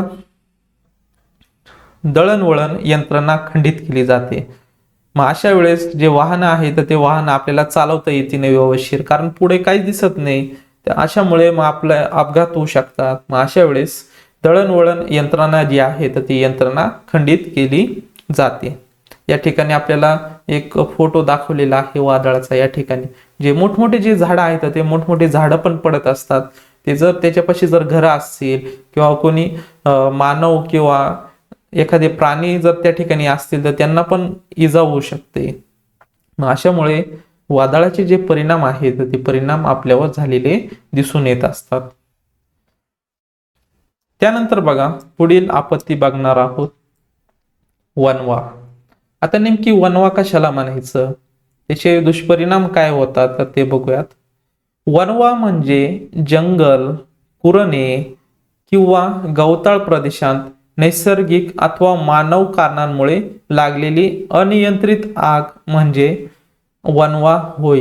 वणवा पसरण्याचा वेग प्रचंड असतो. बघा जो वणवा आहे, आपण या ठिकाणी तुम्हाला फोटो दाखवलेला आहे, तर ही जी आग आहे तर ती आग प्रचंड वेग धारण करत असते व ती आपल्याला विझवण्यासाठी खूप काल पण म्हणजे वेळ पण लागू शकतो. त्यामधून जे जंगलात राहणारे प्राणी असतील, पक्षी असतील, तसेच झाडं असतील तर या झाडांचं काय होत असतं, नुकसान होत असतं. मग हा जो वणवा आहे तर हा वणवा नैसर्गिक पण लागू शकतो. त्यानंतर मानव पण काही जर आगाची त्या ठिकाणी थिंगी पडली तर अशा वेळेस सुद्धा आग जी आहे तर ती आग पसरू शकते. मग यामध्ये दोन्ही पण घटक जे आहेत तर ते कारणीभूत आहे. एक निसर्गता पण लागू शकते आणि मानवाच्या काही कारणांमुळे त्या ठिकाणी आग लागू शकते. ही आग जी आहे तर ती आग साधारण नसते. ती काय असते, अनियंत्रित असते. तिच्यावर नियंत्रण मिळवणं लवकर शक्य नाही होत, म्हणून त्याला आपण काय म्हणत असतो, वणवा असे म्हणत असतो. मग ह्या वणव्याचे दुष्परिणाम काय काय आहे तर ते बघूयात. वणव्याचे दुष्परिणाम बघा, नैसर्गिक साधन संपत्तीचे प्रचंड नुकसान होते. यामध्ये बघा ज्या वनस्पती असतील वनस्पतींचं नुकसान होत असतं. त्यामुळे आता आग लावल्यामुळे खूप साऱ्या प्रमाणात कार्बन डायऑक्साईडचं उत्सर्जन जास्त होतं. मग त्यामुळे हवा प्रदूषित होत असते, प्रदूषण पण होतं, धूर खूप होत असतो. तसेच अजून काय सांगू शकतो आपण, त्या ठिकाणी जे प्राणी राहत असतील, पक्षी राहत असतील, त्यांचे पण जीवन धोक्यात येत असतं. मग अशा प्रकारे नैसर्गिक साधन संपत्तीचं प्रचंड नुकसान झालेलं आपल्याला दिसून येत असतं. तसेच बघा हवा प्रदूषित होते. हवा प्रदूषित कशामुळे होणार, तर जी आग लागलेली आहे त्यामुळे खूप साऱ्या प्रमाणात धूर पसरणार त्या परिसरामध्ये. तसेच बघा कार्बन डायऑक्साईड त्याचं प्रमाण जास्त असणार. मग त्यामुळे हवा जी आहे ती हवा खूप प्रदूषित झालेली आपल्याला दिसून येते. त्यानंतर बघा आता आपण काय आपत्तींचे उदाहरणं बघितले, परिणाम कशा प्रकारे होत असतो, कोणकोणत्या आपत्ती आहेत तर ते आपण बघितलेला आहे. वणवा ही आपत्तीविषयी आपण ही माहिती जी आहे तर ती माहिती बघितलेली आहे. त्यानंतर खाली तुम्हाला काही प्रश्न विचारलेले आहेत तर माहिती घेऊयात. तुमच्या वर्गात सध्या किती विद्यार्थी आहेत? समजा तुमच्या वर्गात 30 ते 40 विद्यार्थी आहेत, आपण 30च धरूयात. ओके, सध्या आहेत त्यापेक्षा 5 पट विद्यार्थी एकाच वर्गात बसले तर काय होईल? बघा आता तुमच्या वर्गात किती विद्यार्थी आहेत, 30 विद्यार्थी आहेत आपण असं म्हणूयात. आणि दुसऱ्या प्रश्नात काय विचारलेलं आहे की त्यापेक्षा सध्या आहेत त्यापेक्षा 5 पट विद्यार्थी वाढले. आता 5 पट किती होणार, म्हणजे 30 गुणिले तुम्हाला काय करावं लागणार, 5 पट म्हणजे 5 ने गुणावं लागणार. म्हणजे बघा 5 0 0 5 त्रिक 15, म्हणजे तुमच्या वर्गात जर 150 विद्यार्थी आले एकखट्टी तर काय होणार, वर्गामध्ये जागा होणार नाही, गर्दी पण खूप होईल आणि जे बैठक व्यवस्था जी आहे तर ती पण अपुरी पडू शकते. त्यानंतर पुढील प्रश्न काय विचारलेला आहे, अत्यंत गर्दीच्या ठिकाणी तुम्हाला कोणती दुर्घटना घडू शकेल असे वाटते. अशा वेळेस जर गर्दीचं ठिकाण असेल, म्हणजे तुमच्या वर्गाचंच उदाहरण घेतलं, एखाद्या वेळेस जर तुमच्या वर्गात 1 ते 2 वर्ग जर एकत्र बसवले, म्हणजे 2-3 वर्ग एकाच रूम मध्ये एकत्र केले तर कशा प्रकारे गर्दी होते तुम्ही बघू शकता. अशा वेळेस जर इमारत कोसळली तर असे काही अपघात जे आहे अपघात घडू शकतात. तसेच जर त्या ठिकाणी आग सुद्धा लागू शकते. तसेच अजून आपण काय सांगू शकतो, असे खूप सारे जे आपत्ती आहेत तर त्या आपत्ती येऊ शकतात. यासाठी मग आपण कशा प्रकारे त्याला सामोरं गेलं पाहिजे ते आता बघूयात. आतापर्यंत ज्या आपत्ती आहेत तर त्या आपत्तींविषयी आपण माहिती बघितली, त्यांचे परिणाम काय होतात ते बघितलं. पण आता ज्या आपत्ती येतात त्या आपत्तींवर लढायचं कसं आता ते शिकणार आहोत. बघा या ठिकाणी आता आपल्याला घटक जो शिकायचा आहे आपत्ती व्यवस्थापन. नेमकी आपत्ती व्यवस्थापन कशाला म्हणायचं, या ठिकाणी बघा लोक सहभाग आणि आपत्ती व्यवस्थापन यांचे नाते फार जवळचे आहे. बघा जसं लोक सहभाग आणि आपत्ती व्यवस्थापन यांची नाते जे आहेत तर ते नाते जवळचे आहे. आपत्ती टाळणे, आपत्तींना तोंड देण्यासाठी योजना तयार करणे, त्यांसाठी क्षमता मिळवणे म्हणजेच आपत्ती व्यवस्थापन होय. बघा आपत्ती व्यवस्थापनाची छान अशी व्याख्या त्यांनी केलेली आहे. तर बघा लोकसहभाग आणि आपत्ती व्यवस्थापन यांचे नाते जे आहे फार जवळचे आहे. आपत्ती टाळणे, आपत्तींना तोंड देण्यासाठी योजना तयार करणे व त्यांसाठी क्षमता मिळवणे म्हणजेच काय म्हणू शकतो, आपत्ती व्यवस्थापन असे म्हणू शकतो. नैसर्गिक किंवा मानवनिर्मित आपत्तींमध्ये होणारे नुकसान टाळण्यासाठी उपाय म्हणून आपत्कालीन नियोजन व व्यवस्थापन जास्त गरजेचे असते. आता जे काही आपत्तीचे आपण मुख्य 2 प्रकार बघितलेले आहे, नैसर्गिक आपत्ती आणि मानवनिर्मित आपत्ती. जेव्हा ह्या अशा प्रकारच्या आपत्ती येत असतात अशा वेळेस नुकसान टाळण्यासाठी आपण काय करू शकतो, आपत्कालीन नियोजन तसेच व्यवस्थापनाची जास्त गरज असते. अशा वेळेस बघा आपत्कालीन नियोजन पण आपल्याला करता आलं पाहिजे, तसेच बघा व्यवस्थापनाची पण जास्त गरज असते. मग अशा वेळेस जे आपत्तीमध्ये जे लोक आलेले आहेत मग त्यांचं नुकसान खूप होतं, मग अशा वेळेस त्यांचं व्यवस्थापन जे आहे तर ते व्यवस्थापन सुरक्षित ठिकाणी करता आलं पाहिजे, याची पण खूप जास्त आपल्याला गरज आहे. त्यानंतर बघा पुढे काय आपल्याला माहिती दिलेली आहे. मग असं काम जे आहे कोण काय करते आपल्याला बघूयात. आता यामध्ये बघा जे राष्ट्रीय आपत्ती व्यवस्थापन जे आहेत तर हे प्राधिकरण या संस्थेची स्थापना जी आहे तर ती 2005 साली झालेली आहे. आपत्ती व्यवस्थापनाअंतर्गत नियोजन करण्याचे काम ही संस्था करते. बघा राष्ट्रीय आपत्ती व्यवस्थापन या संस्थेची स्थापना यासाठी झालेली आहे.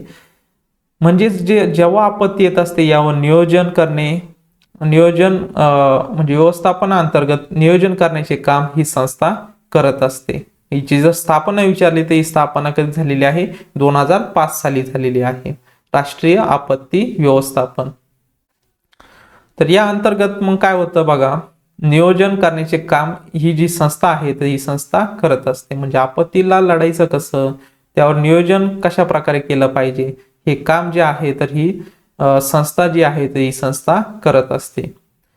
त्यानंतर बघा हे नेहमी लक्षात ठेवा, काय सांगितलेलं आहे बघा, आपल्याला लक्षात काय ठेवायचं आहे, आपत्ती काळात एकमेकांना मदत व सहकार्य करणे ही आपली सर्वांची नैतिक जबाबदारी आहे. जेव्हा अशा वेळेस जेव्हा आपत्ती येत असते मग अशा वेळेस आपण ज्या ठिकाणी आपत्ती आलेली आहे अशा ठिकाणी आपण मदत केली पाहिजे, त्यांचं व्यवस्थापन करण्यामध्ये मदत केली पाहिजे. एका ठिकाणी आग लागली तर ती आग विझवण्यासाठी मदत केली पाहिजे.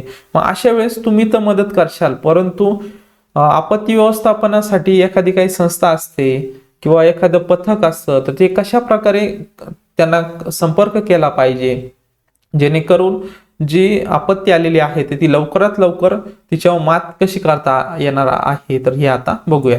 त्यासाठी बघा काही संस्था आहेत, त्या संस्था काम करत असतात आपत्ती व्यवस्थापनासाठी. जेव्हा आपत्ती जर तुमच्यावर आली, ती मानवनिर्मित असू द्या किंवा नैसर्गिक असू द्या, अशा वेळेस तुम्ही बघा, तुम्हाला हा पोलिसांचा हेल्पलाईन नंबर माहीत असला पाहिजे, 100 नंबरचा. तसेच अग्निशामक दल जे आहे तर त्यांचा नंबर आहे 101. तसेच रुग्णवाहिका आहे, त्यांचा नंबर आहे 102. आपत्ती कक्ष जे आहे तर त्यांचा नंबर आहे 108.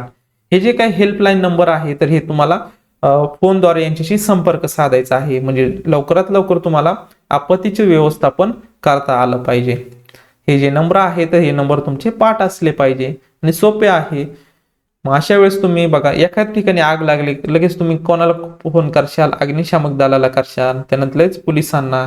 मग त्या ठिकाणी जखमी झालेले असतील काही व्यक्ती असेल तर त्यांसाठी रुग्णवाहिकेचा 102 नंबरचा हा नंबर आहे. किंवा ती आपत्ती नैसर्गिक असू द्या किंवा मानवनिर्मित असू द्या, मग त्यानंतर तुम्ही 108ला फोन करशाल. हे पटापट तुम्हाला जमलं पाहिजे. ज्यावेळेस आपत्ती येत असते अशा वेळेस तुम्हाला हे कॉन्टॅक्ट जे आहे तर तुम्हाला कॉन्टॅक्ट करता आला पाहिजे. त्यानंतर बघा, यावर उपाययोजना ज्या आहेत तर त्या उपाययोजना शिकणार आहोत. पुढील जो घटक शिकायचा आहे उपाययोजना. आपत्तीवर उपाययोजना कशा प्रकारे करायच्या, तर बघा, मानव निर्मित, निसर्ग निर्मित आपत्ती उद्भवण्यापूर्वी तसेच उद्भवल्यास आपण काय दक्षता घ्यायला हवी ते पाहू. बघा, अशा वेळेस बघा, जर मानव निर्मित असू द्या किंवा नैसर्गिक आपत्ती जी आहे उद्भवण्यापूर्वी किंवा उद्भवल्यास अशा वेळेस तुम्ही कशा प्रकारे दक्षता घेतली पाहिजे तर ते आता बघूयात. बघा, रेडिओ तसेच टीव्हीवरील बातम्यांकडे सतत लक्ष देणे. मग अशा वेळेस जेव्हा रेडिओ असतो किंवा टेलिव्हिजनवर बातम्या बघितल्या पाहिजे, त्यामध्ये आपल्याला खूप सारी माहिती जी आहे तर ती माहिती दिली जात असते. त्यानंतर बघा, बॅटरीवर चालणारा जो रेडिओ आहे तर तो रेडिओ तुम्ही वापरला पाहिजे. तसेच मोबाईल पण बॅटरीवर चालणारा मोबाईल वापरला पाहिजे, जेणेकरून तुम्ही म्हणजे वेगवेगळ्या ठिकाणी जाऊन तुम्ही कॉन्टॅक्ट करू शकता. तसेच बघा, हवामान खात्याने दिलेल्या सूचना काळजीपूर्वक ऐका. मग अशा वेळेस ज्या ठिकाणी मानवनिर्मित असू द्या किंवा नैसर्गिक आपत्ती असू द्या, अशी आपत्ती जेव्हा येत असते अशा वेळेस जे काही हवामान खातं असतं, त्या हवामान खातं जे सूचना देत असतं तर याचे काळजीपूर्वक तुम्ही ऐकल्या पाहिजे. म्हणजे आपत्ती येण्या अगोदर काय सूचना दिलेल्या जातात आपल्याला, तर त्यांचं काळजीपूर्वक आपण ऐकल्या पाहिजे, त्यांचं अनुकरण केलं पाहिजे, जेणेकरून आपत्ती ओढावली जाणार नाही याची काळजी घेतली पाहिजे. त्यानंतर बघा, काही वेबसाईट दिलेली आहे बघा आपल्याला, www.imd.gov.in. ही जी काही वेबसाईट आहे तर या वेबसाईटचा वापर केला पाहिजे. यावर आपल्याला खूप सारी नवीन नवीन इन्फॉर्मेशन भेटत असते. आपत्ती आल्यानंतर कशा प्रकारे आपण त्याला लढलं पाहिजे, त्याची उपाययोजना कशा प्रकारे केलं पाहिजे, तसेच इतरांना कशा प्रकारे सावध केलं पाहिजे, तर हे आपल्याला यावर माहिती भेटून जाते. त्यानंतर बघा, पुढे काय सांगितलेलं आहे, ढगफुटी अथवा अतिवृष्टीमुळे डोंगर उतारावर दरडी कोसळतात. बघा, जेव्हा ढगफुटी होत असते, अतिवृष्टी होत असते, अशा वेळेस डोंगर उतारावर ज्या दरडी आहेत त्या म्हणजे दगड जे आहेत त्या दगड कोसळत असतात. टेकड्या असतील, डोंगर खचतात आणि खाली येतात. अशा वेळी आश्रयासाठी डोंगर पायथ्याशी थांबू नका. ज्या वेळेस ढगफुटी होत असते, अतिवृष्टी होत असते, अशा वेळेस तुम्हाला जो आश्रय जो आहे तो आश्रय घ्यायचा असेल तर जर तुम्ही डोंगराच्या कपारीमध्ये किंवा डोंगराच्या आडोशात जर तुम्ही थांबले तर अशा वेळेस दरड कोसळण्याची शक्यता असते, तसेच डोंगर खचण्याची शक्यता असते. मग अशा वेळेस या ठिकाणी तुम्हाला थांबायचं नाही, जेणेकरून ही आपत्ती तुमच्यावर उद्भवणार नाही. त्यानंतर बघा, नदीला जर पूर आला की नदी काठच्या परिसरात घरात न थांबता अन्यत्र सुरक्षित जागी आसरा घ्या. बघा, जर तुमचं घर जे असेल किंवा वस्ती जर नदीच्या किनारी असेल तर अशा वेळेस बघा, नदीला जर पूर आला तर अशा वेळेस तुम्ही तुमचा घरापासून लांब गेलं पाहिजे किंवा सुरक्षित ठिकाणी गेलं पाहिजे. बघा, अशा वेळेस शक्यतोवर उंचावर थांबायचं. अशा वेळेस जेव्हा नदीला पूर येतो तेव्हा उंचावर थांबायचं आहे, जेणेकरून आपण त्यापासून दूर राहिलं पाहिजे, त्या आपत्तीपासून दूर राहिलं पाहिजे. त्यानंतर वाहत्या पाण्याच्या प्रवाहात उतरू नका. अशा वेळेस बघा, जर वाहतं पाणी असेल तर वाहतं पाणी वाढू शकतं, त्यामुळे आपल्यावर आपत्ती येऊ शकते. अशा वेळेस वाहतं पाणी असेल तर त्या वाहत्या पाण्याच्या प्रवाहात जायचं नाही. किंवा वाहन जर समजा एखादा रस्ता आहे, रस्त्यावरून जर पाणी वाहत आहे आणि समजा त्या नदीला पूर आला तर अशा वेळेस ती वाहनं आहेत तर ते वाहनं त्या पाण्यामध्ये घालायची नाहीत, जेणेकरून जर प्रवाह जर वाढला पाण्याचा तर काय होणार आहे, ते वाहन पण वाहून जाणार आहे व त्यामुळे आपल्यावर आपत्ती ओढावून येऊ शकते. म्हणून वाहत्या पाण्याच्या प्रवाहात उतरू नका किंवा वाहन चालू नका असं आपल्याला सांगितलं जातं. त्यानंतर बघा पुढे काय माहिती दिलेली आहे. या ठिकाणी बघा, लॅपटॉपमध्ये किंवा कम्प्युटरमध्ये त्यांनी बघा छान वेबसाईट सर्च केलेली आहे, यावर तुम्हाला माहिती भेटून जाणार आहे. हा मुलगा बघा रेडिओवर तो काय करत आहे तर माहिती ऐकत आहे. तसेच या ठिकाणी बघा बातम्या ज्या आहेत टीव्हीवर ऐकत आहेत बघा लोक, त्यामध्ये आपल्याला महत्वाच्या ज्या माहिती आहेत त्या माहिती सांगितल्या जातात. त्यानंतर बघा भूकंपामध्ये रस्ते दुभंगतात. बघा, अशा वेळेस ज्या ठिकाणी भूकंप आलेला आहे तर अशा वेळेस रस्ते जे आहेत रस्ते असे त्याला चिरा पडले जातात किंवा दुभांगतात, म्हणजे त्याला रस्ता जो आहे तर रस्ता खूप खराब झालेला आपल्याला दिसून येत असतो. मग जमिनीला भेगा पडतात, रेल्वेचे जर रूळ असेल तर ते उखडून जातात. त्यामुळे एका ठिकाणाहून दुसऱ्या ठिकाणी जाताना पुढचा मार्ग जो आहे तर तो व्यवस्थित असल्याची खात्री केली पाहिजे. बघा, एखाद्या ठिकाणी जर भूकंप आला मग त्या पुढील जर आपल्याला प्रवास करायचा असेल तर जर त्या ठिकाणचा रस्ता व्यवस्थित आहे का नाही याची खात्री केली पाहिजे. तसेच रेल्वेचे रूळ जे आहेत तर ते अशा भूकंपामुळे उखडत असतात. मग रेल्वेने प्रवास करत असताना तिथले जे रूळ आहे तर या रूळ व्यवस्थित आहे का याची खात्री केली पाहिजे. त्यामुळे एका ठिकाणून दुसऱ्या ठिकाणी जाताना पुढचा मार्ग व्यवस्थित असल्याची आपल्याला खात्री मिळते. त्यानंतर बघा मदत केंद्र. अशा वेळेस आपत्ती आल्यानंतर कोणकोणते मदत केंद्र आहेत किंवा छावणीचा आसरा कशा प्रकारे घेतला पाहिजे. बघा, मदत केंद्र किंवा छावणीचा आसरा घ्या, जेणेकरून औषधे, अन्नाची पाकिटे, पाणी, प्रथम उपचार इत्यादी मदत जी आहे तर ती लवकर भेटत असते. बघा, जर तुमच्यावर आपत्ती ओढवून आली तर अशा वेळेस काय करायचं आहे तर मदत केंद्र जे असतात त्या मदत केंद्राची मदत घेतली पाहिजे तुम्ही. त्यानंतर छावणीचा आसरा घेतला पाहिजे, जेणेकरून तुम्हाला लवकरात लवकर औषधे असतील, तसेच अन्नाची पाकिटे जे आहेत म्हणजे भूक लागली असेल तर लगेच तुम्हाला अन्न पण त्या ठिकाणी अवेलेबल होत असतं, पाण्याची व्यवस्था होत असते, भेटत असते. तसेच प्रथमोपचार तुमच्यावर लगेच केला जातो, म्हणजेच लवकरात लवकर तुम्हाला मदत त्या ठिकाणी भेटू शकते. मदत केंद्र असेल किंवा छावणी असेल यांमध्ये लवकरात लवकर तुम्हाला मदत भेटून जाते. त्यानंतर बघा,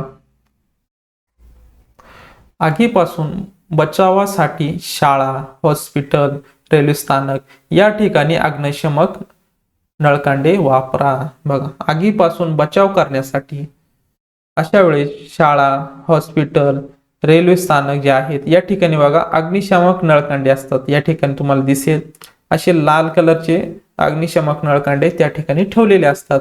समजा जर शाळेपाशी आग लागली तर ते नळकांड्याचा वापर करून तुम्ही काय केलं पाहिजे, जी आग आहे तर ती आग विझवली पाहिजे.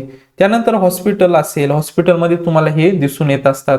तसेच रेल्वे स्थानक असेल या ठिकाणी तुम्हाला असे अग्निशामक नळकांडे जे आहेत तर ते बघायला भेटत असतात. या ठिकाणी उपाययोजना दिलेल्या आहे बघा आपल्याला.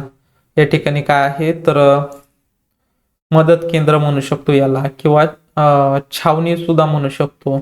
त्यानंतर हे काय आहे, अग्निशामक नळकांडे आहेत, या ठिकाणी लाल कलरचे दाखवलेले आहे. अशा प्रकारे उपाययोजना तुम्हाला सांगितलेल्या आहे किंवा उपाययोजनेची माहिती त्यांनी दिलेली आहे. मग बघा, जेव्हा तुमच्यावर आपत्ती येत असते मग अशा वेळेस प्रथम उपचार कशा प्रकारे करायचा, तर त्याची आता माहिती घेऊयात. प्रथम उपचार कशाला म्हणायचा आता बघूयात. दररोजच्या जीवनात आपल्याला अनेक आपत्तींना सामोरे जावे लागते. काही आपत्ती लहान तर काही आपत्ती मोठ्या असतात. अचानक उद्भवलेल्या आपत्तींवर वैद्यकीय उपचार मिळवण्यापूर्वी तात्काळ उपाययोजना होणे गरजेचे असते. बघा, आता एखाद्या ठिकाणी छोटे मोठे अपघात होत असतं, तुम्ही बघितलंच असेल. किंवा तुम्ही शाळेमध्ये खेळत असताना एखादा विद्यार्थी पडत असतो, विद्यार्थिनी पडत असते, तिला थोडं खरचटलं किंवा लागत असतं. मग अशा वेळेस तुम्ही प्रथम उपचार म्हणून काय करशाल, ही जखम आहे तर ती जखम स्वच्छ करणार, तसेच तिच्यावर मलमपट्टी करणार. मग हे काय जे आहे तर हे प्रथम उपचार आपण त्याला म्हणत असतो. किंवा दवाखान्यात किंवा दवाखान्यामध्ये जात असताना किंवा हॉस्पिटलमध्ये जाण्या अगोदर त्या व्यक्तीवर आपण काय करत असतो, तात्काळ जे छोटे मोठे आपण म्हणत असतो तर उपचार आपण त्यावर करत असतो. याला काय म्हणत असतो, प्रथम उपचार असे म्हणत असतो. त्यानंतर बघा, बाह्य रक्तस्राव कशाला म्हणायचं बघूयात. या ठिकाणी बघा, बाह्य रक्तस्राव कशाला म्हणायचं. रक्तस्राव झालेल्या व्यक्तीस आराम वाटेल अशा पद्धतीस बसवायचं आहे. बघा, एखाद्या व्यक्तीला जर खरचटलं, लागलं, त्याच्यातून रक्तस्राव होत असेल तर अशा वेळेस काय करायचं की त्या व्यक्तीस आराम वाटेल अशा पद्धतीने बसवायचं आहे. म्हणजे आरामशीर त्याला व्यवस्थित चांगल्या ठिकाणी त्याला बसवायचं आहे. बसवल्यानंतर रक्तस्राव होणारा अवयव हृदयाच्या स्तरापेक्षा उंच ठेवायचा आहे. समजा आता तो झोपलेला आहे, त्याचं अशा ठिकाणी बघा, त्याला रिलॅक्स मध्ये बसवायचं आहे. आणि समजा त्याच्या एका पायाला लागलेला आहे तर त्याचा पाय जो आहे त्याच्या हृदयापासून थोडा वर न्यायचा आहे आणि हा रेग्युलर पाय सरळ ठेवायचा आहे. मग ह्या पायाला त्याला जखम लागलेली असेल तर त्याचं हृदय या ठिकाणी आहे. म्हणजे त्या हृदयाच्या त्याचा स्तर कसा आहे, असा खाली आहे, त्याच्या हृदयाच्या स्तरापेक्षा उंच न्यायचा आहे, जेणेकरून तो रक्तप्रवाह जो आहे तर तो थांबण्यासाठी आपल्याला मदत होऊ शकते. तर मग अशा वेळेस बघा, रक्तस्राव होणारा अवयव हृदयाच्या स्तरापेक्षा उंच ठेवून जी जखम आहे तर ती जखम मग नंतर साफ करायची आहे. अशा प्रकारे त्याचा पाय वर करायचा आहे आणि तिची जखम आहे तर ती जखम स्वच्छ पाण्याने स्वच्छ करायची आहे. त्यानंतर बघा, आता हे झालं बाह्य रक्तस्राव. त्यानंतर पुढे बघूयात भाजणे किंवा पोळणे याविषयी आता माहिती घेऊयात. या ठिकाणी बघा, किरकोळ भाजल्यास म्हणजे थोडेसेच भाजल्यास काय केलं पाहिजे, जखम झालेला भाग पाण्याने धुवा किंवा पाण्यात बुडवून ठेवा. बघा, किरकोळ जर भाजला असेल तर ती जखम जी आहे तर ती पाण्याने धुवायची आहे किंवा पाण्यात बुडवून जो भाग आहे तर तो पाण्यात बुडवला पाहिजे. पिण्यास पाणी द्यायचे, अशा वेळेस त्या व्यक्तीस पिण्यास पाणी द्यायचे. निर्जंतुक पाण्याच्या द्रावणात कपडा भिजवा. बघा, जे निर्जंतुक पाण्याचं द्रावण आहे त्याच्यात कपडा भिजवायचा आहे व जखम हलक्या हाताने पुसायची आहे. बघा, जी जखम झालेली आहे तर ती हलक्या हाताने पुसायची आहे. तेलकट मलम लावू नका, त्यावर काय करायचं आहे, तेलकट मलम लावायचा नाही. त्यानंतर बघा, जखमा कोरड्या ड्रेसिंगने झाका. बघा, ज्या जखमा झालेल्या आहेत, किरकोळ भाजल्यास ज्या जखमा होतात तर त्या जखमा कोरड्या ड्रेसिंगने काय करायचे आहे, झाकायच्या आहे. मग अशा प्रकारे जर तुम्हाला किरकोळ जर भाजलं तर अशा प्रकारे तुम्ही काळजी घेतली पाहिजे. आणि त्यानंतर बघा, जर तुम्हाला गंभीर भाजले असेल तर अशा वेळेस काय करशाल, जेव्हा तुम्हाला गंभीर भाजल्यासारखे असा अपघात जर झाला तर अशा वेळेस तुम्ही काय करशाल, बघा, मानसिक आधार द्यायचा आहे. एखाद्या व्यक्तीला जर अशी गंभीर भाजला असेल त्याला मानसिक आधार द्यायचा, लवकर तू बरा होशील, काय नाही, आता आपण औषध उपचार घेतलेला आहे, लवकरच आपण एकत्र खेळणार आहोत. म्हणजे अशा प्रकारे त्या व्यक्तीला किंवा त्या विद्यार्थ्याला किंवा त्या विद्यार्थिनीला आपण काय दिला पाहिजे, मानसिक आधार दिला पाहिजे. त्यानंतर बघा, निर्जंतुक कपड्याने भाजलेला जो भाग आहे तर भाग झाकायचा आहे बघा. जे निर्जंतुक कपडे जे आहेत तर त्यांनी जो भाजलेला भाग जो आहे तर तो फक्त झाकायचा आहे. झाकल्यानंतर बघा जर तुमच्या अंगावर दागिने असतील किंवा बूट घातलेले असतील तर ते काढून ठेवायचे आहे. काढल्यानंतर बघा त्वचेवर आलेले फोड, मग अशा वेळी जेव्हा त्वचेवर फोड येत असतात तर ते फोड फोडायचे नाही. त्यानंतर बघा तेलकट मलम लावायचा नाही. जर तुम्हाला किरकोळ जखम झालेली असू द्या किंवा गंभीर जखम झालेली असू द्या, अशा वेळेस तेलकट जो मलम आहे तर तेलकट मलम लावायचा नाही. त्यानंतर बघा कपडे चिकटले असल्यास ते काढण्याचा प्रयत्न करू नका. बघा अशा वेळेस जर तुम्ही गंभीर भाजले असाल किंवा अशी जखम झाली असेल, गंभीर तुम्ही भाजल्याची जखम झालेली असेल, अशा वेळेस जर तुमचे शर्ट्स असतील किंवा कपडे त्याला चिकटले असतील तर अशा वेळेस ते काढायचा प्रयत्न करू नका. शुद्धीत असल्यास पिण्यास पाणी द्या. बघा तो व्यक्ती किंवा तो विद्यार्थी किंवा विद्यार्थिनी असेल, जर तो शुद्धीत असेल तर त्याला पाणी द्यायचं आहे प्यायला. त्यानंतर बघा चहा कॉफी द्यायची आहे. त्यानंतर बघा उत्तेजक पेय काय आहे तर ते द्यायचे नाही. त्यामध्ये अंमली पदार्थ असतात, त्यामुळे उत्तेजक पदार्थ जे पेय असतात तर ते पेय द्यायचे नाही. तातडीने अशा वेळेस काय करायचं आहे, वैद्यकीय मदत घ्यायची आहे. अशा वेळेस तुम्ही काय करशाल, जो ॲम्ब्युलन्सचा नंबर सांगितलेला आहे या ठिकाणी बघा, रुग्णवाहिका 102 नंबर, 102 नंबरला तुम्हाला काय करायचं आहे, कॉन्टॅक्ट करायचा आहे. 102 ला फोन लावायचा आहे. 102 ला फोन लावल्यानंतर तुमच्या त्या ठिकाणी रुग्णवाहिका येणार आहे व त्यावर त्या व्यक्तीवर, त्या विद्यार्थ्यावर, त्या विद्यार्थिनीवर प्रथम उपचार तुम्ही तर जेवढे होतील तेवढे करणार आहात. त्यानंतर जे काही उपचार आहेत ते डॉक्टर वगैरे करणार आहे. त्यानंतर बघा या ठिकाणी बघा भाजल्यावर ह्या विद्यार्थ्याला बघा आग लागलेली आहे, तर तुम्ही काय करशाल, एक कपडा घ्याल आणि त्या कपड्याने काय करणार, जी आग आहे तर ती आग विझवणार. अशा प्रकारे तुम्ही जी आग लागलेली आहे तर ती आग विझवू शकता. त्यानंतर पुढील आपल्याला शिकायचं आहे उष्माघात. आता नेमकी उष्माघात कशाला म्हणायचं बघा. उष्माघात हा प्रखर उन्हामध्ये जास्त वेळ काम केल्याने शरीरातील पाण्याचे व क्षारांचे प्रमाण अत्यंत कमी झाल्याने होत असतो. बघा उष्माघात जो आहे तर तो उन्हाळा जो ऋतू आहे तर त्या उन्हाळ्याच्या ऋतूमध्ये उष्माघाताचे प्रमाण वाढत असते. अशा वेळेस बघा जास्त उन्हामध्ये किंवा प्रखर उन्हामध्ये जास्त वेळ जर तुम्ही काम केले, म्हणजे जास्त उन्हाळा असेल तर अशा वेळेस उन्हात काम केल्याने शरीरातील जे पाणी आहेत किंवा क्षार आहे तर यांचं प्रमाण कमी होतं. मग त्यामुळे काय होतं, उष्माघात आलेला तुम्हाला दिसून येत असतो. या ठिकाणी बघा फोटोमध्ये दाखवलेला आहे उष्माघात झालेला तो विद्यार्थी या ठिकाणी दिसत आहे. मग असे जर झाले तर तुम्ही काय करशाल बघा. अशी परिस्थिती कोणावर येऊ शकते, ही जी आपत्ती आहे उष्माघात तर ही कोणावर पण येऊ शकते.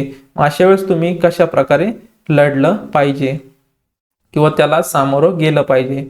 जो रुग्ण आहे तर त्या रुग्णास सावलीत नेलं पाहिजे. सुरुवातीला जो विद्यार्थी असू द्या किंवा विद्यार्थिनी असू द्या, व्यक्ती असू द्या, त्याला काय करायचं आहे, सावलीत न्यायचं आहे. सावलीत नेल्यानंतर थंड ठिकाणी, सावलीत किंवा थंड ठिकाणी त्याला न्यायचं आहे. त्यानंतर बघा त्याचं शरीर जे आहे थंड पाण्याने पुसायचं आहे. त्याचं शरीर आहे त्या व्यक्तीचं तर थंड पाण्याने पुसायचं आहे. पुसल्यानंतर बघा मानेवर थंड पाण्याने भिजवलेले कापड ठेवा. त्याची जी मान आहे तर त्यावर तुम्हाला थंड पाण्याने भिजवलेला जे कापड आहे तर ते कापड ठेवायचं आहे. त्यानंतर बघा त्याला पिण्यासाठी बघा भरपूर पाणी द्यायचं आहे. त्यानंतर सरबतासारखी पेय पण त्याला द्यायची आहे. अशा वेळेस पाणी पण खूप त्याला प्यायला द्यायचं आहे, कारण त्याच्या शरीरात जेव्हा पाण्याचं प्रमाण जे आहे तर ते पाण्याचं प्रमाण कमी जेव्हा होतं तर अशा वेळेस ही आपत्ती आहे तर ती आपत्ती येत असते. मग अशा वेळेस बघा जो व्यक्ती असू द्या, विद्यार्थी असू द्या, तर त्याला खूप सारं पाणी प्यायला द्यायचं. जर एखादा सरबत जर असेल तर सरबताचं पेय पण त्याला तुम्ही देऊ शकता.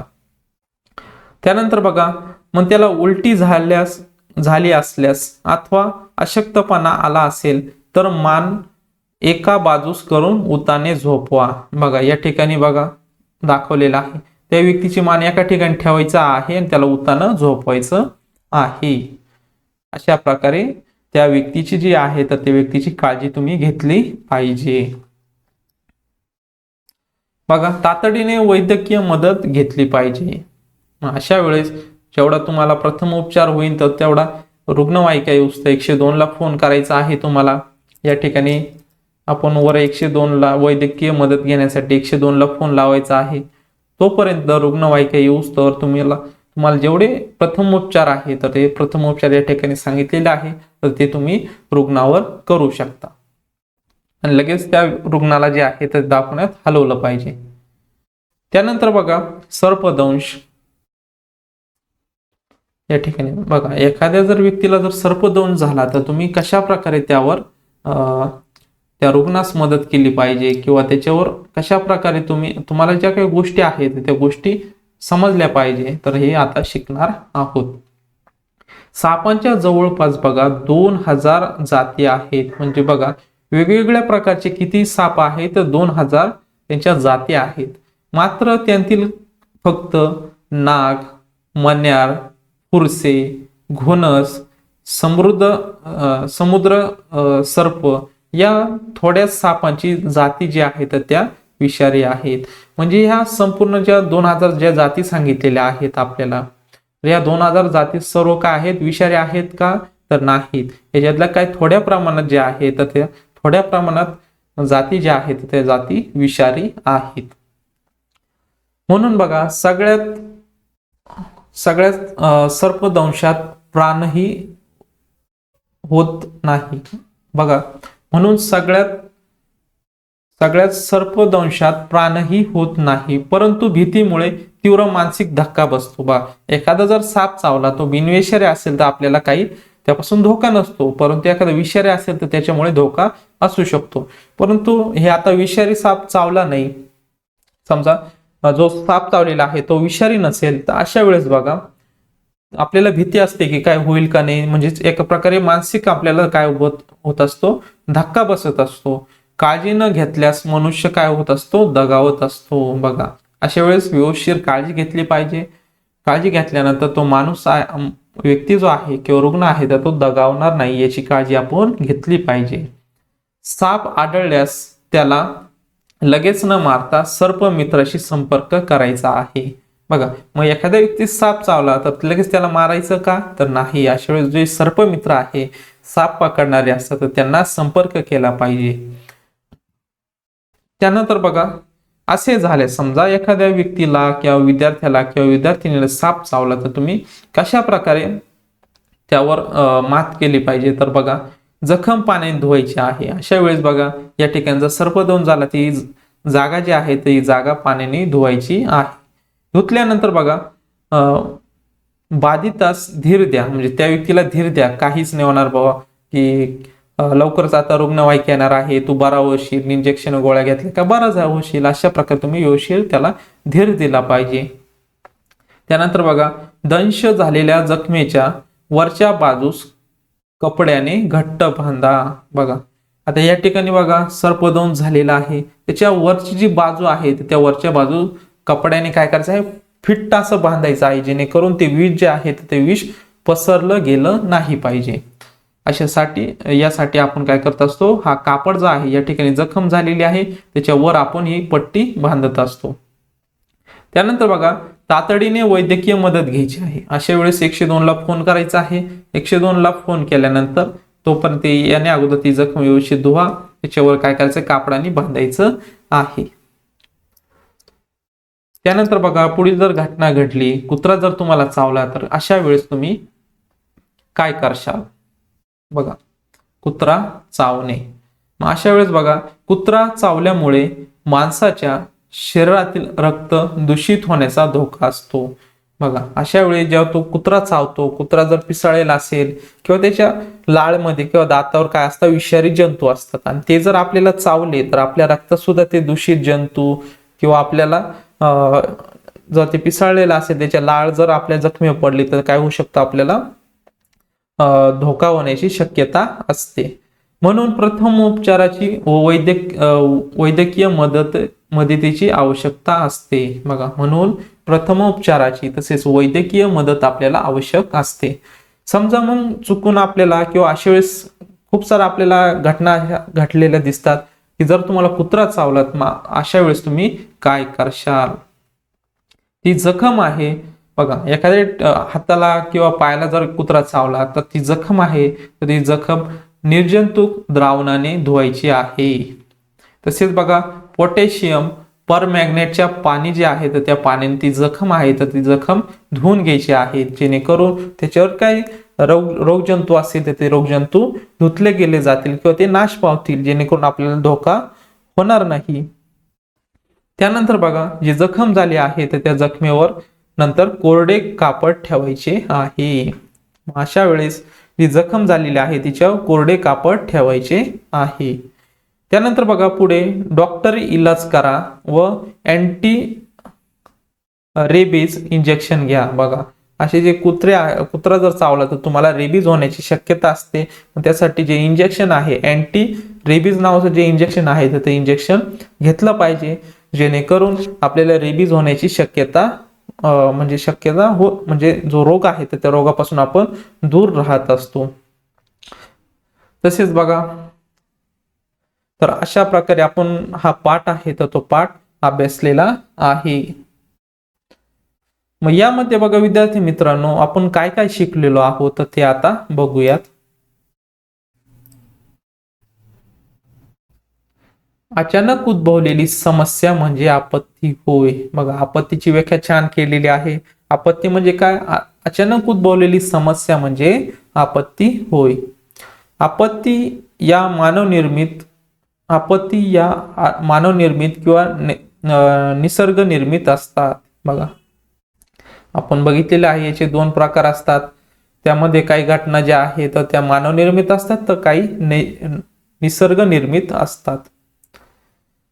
त्यानंतर बघा अजून काही शिकलेलो आहोत. जागरूकता व तात्काळ प्रतिसाद देणे आवश्यक असते. बघा जर आपत्ती झाली तर अशा वेळेस जागरूकता ठेवली पाहिजे, तात्काळ प्रतिसाद दिला पाहिजे अशा वेळेस. त्यानंतर बघा प्रभावी आपत्ती व्यवस्थापन व उपाययोजनांमुळे हानी कमी करता येते. बघा प्रभावी आपत्ती व्यवस्थापन असं समजा एका ठिकाणी आपत्ती आली अशा वेळेस लगेच त्या ठिकाणी मदत केली पाहिजे. त्यावर व्यवस्थापनाची व्यवस्था जी आहे तर ती असली पाहिजे, जेणेकरून आपत्ती आहे तर ती आपत्ती लवकरात लवकर कंट्रोलमध्ये आली पाहिजे. मग अशा वेळेस प्रभावी आपत्ती व्यवस्थापन व उपाययोजनामुळे काय होत असते, हानी होणार आहे म्हणजे जे नुकसान होणार आहे तर ते जीवित हानी असू द्या किंवा वित्तीय हानी असू द्या तर ती काय होणार आहे, कमी होणार आहे. दक्षतेची व प्रथमोपचाराची माहिती असणे प्रत्येकासाठी गरजेचं आहे. बघा दक्षता म्हणजे लक्ष ठेवता आलं पाहिजे तुम्हाला काही गोष्टींवर. जर अशी आपत्ती आली तर तुम्ही लगेच तात्काळ त्यावर उपाययोजना केल्या पाहिजे. तसेच जे काही आपले हेल्पलाईन नंबर आहे तर ते हेल्पलाईन नंबरवर कॉन्टॅक्ट करून तुम्ही सर्वांना कळवलं पाहिजे. तसेच बघा प्रथमोपचाराची तुम्हाला माहिती असली पाहिजे. समजा कुत्रा चावला तर तुम्ही काय करशाल, आग लागल्या एखाद्या ठिकाणी तर काय करशाल, एखाद्याला अपघात झाला तर अशा वेळेस काय करशाल. त्यासाठी मग जे प्रथमोपचार आहे तर त्या प्रथमोपचाराची माहिती तुम्हाला असली पाहिजे. अशा प्रकारे आपण काय काय शिकलो तर ते आता एकदा आपण बघितलेलं आहे. त्यानंतर बघा काय माहिती दिलेली आहे. किल्लारी भूकंप व माळीण दुर्घटना यांची छायाचित्रे सौजन्य लोकमत लायब्ररी औरंगाबाद. बघा आपण जी वरती फोटो बघितलेले आहे किल्लारी भूकंपाचे तसेच माळीण दुर्घटनेचे, तर हे छायाचित्र आहे तर ते आपण लोकमत लायब्ररी औरंगाबाद येथून घेतलेले आहे. त्यानंतर बघा आता या पाठावरील जो स्वाध्याय आहे तर तो स्वाध्याय सोडवणार आहोत. बघा पोलीस नियंत्रण कक्ष हेल्पलाईन नंबर किंवा दूरध्वनी नंबर काय आहे तर 100 आहे. आपण एकदा चेक करूयात व्यवस्थित. या ठिकाणी आपल्याला दिलेला आहे पोलिसाचा 100 आहे, अग्निशामकचा 101, रुग्णवाहिकेचा 2 आणि 8. त्यानंतर बघा पुढे काय प्रश्न विचारलेला आहे आपल्याला, अग्निशामक यंत्रणा किती आहे? 101. त्यानंतर 102. रुग्णवाहिका आहे का एकदा बघूयात. या ठिकाणी बघा 101, 102 आणि 108. आपत्तीसाठी किती आहे? 108. त्यानंतर देश पातळीवर एकच आपत्कालीन नंबर आहे, तो कोणता आहे? 108 नंबरचा. तर यावर तुम्ही संपर्क केला पाहिजे आणि आपत्तीविषयी जी माहिती आहे तर त्यांना कळवली पाहिजे. या ठिकाणी बघा हे संपूर्ण नंबर आपल्याला दिलेले आहे.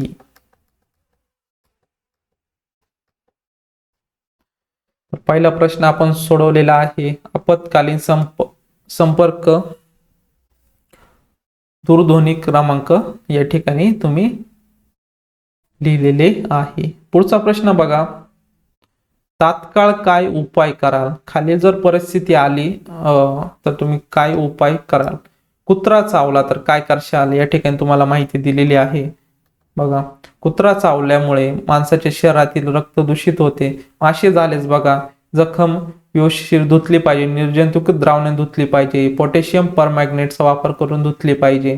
त्यानंतर बघा जखमेवर कोरडे कापड ठेवले पाहिजे. या ठिकाणी बघा म्हणजे हे असे झाल्यास तुम्ही काय करशाल? या ठिकाणी बघा इथून तर इथपर्यंत या प्रश्नाचं तुम्ही उत्तर लिहू शकता. जखमेवर कोरडे कापड ठेवले पाहिजे. अशा प्रकारे या प्रश्नाचं उत्तर लिहायचं आहे. खरचटले किंवा रक्तस्राव झाला तर त्या व्यक्तीचा जो भाग आहे तर तो हृदयाच्या जे लेवल आहे तर त्या लेवलच्या वर नेला पाहिजे, जेणेकरून रक्तस्राव तेथे कमी होणार आहे आणि तुम्ही त्या जखम जी आहे तर ती स्वच्छ करू शकता.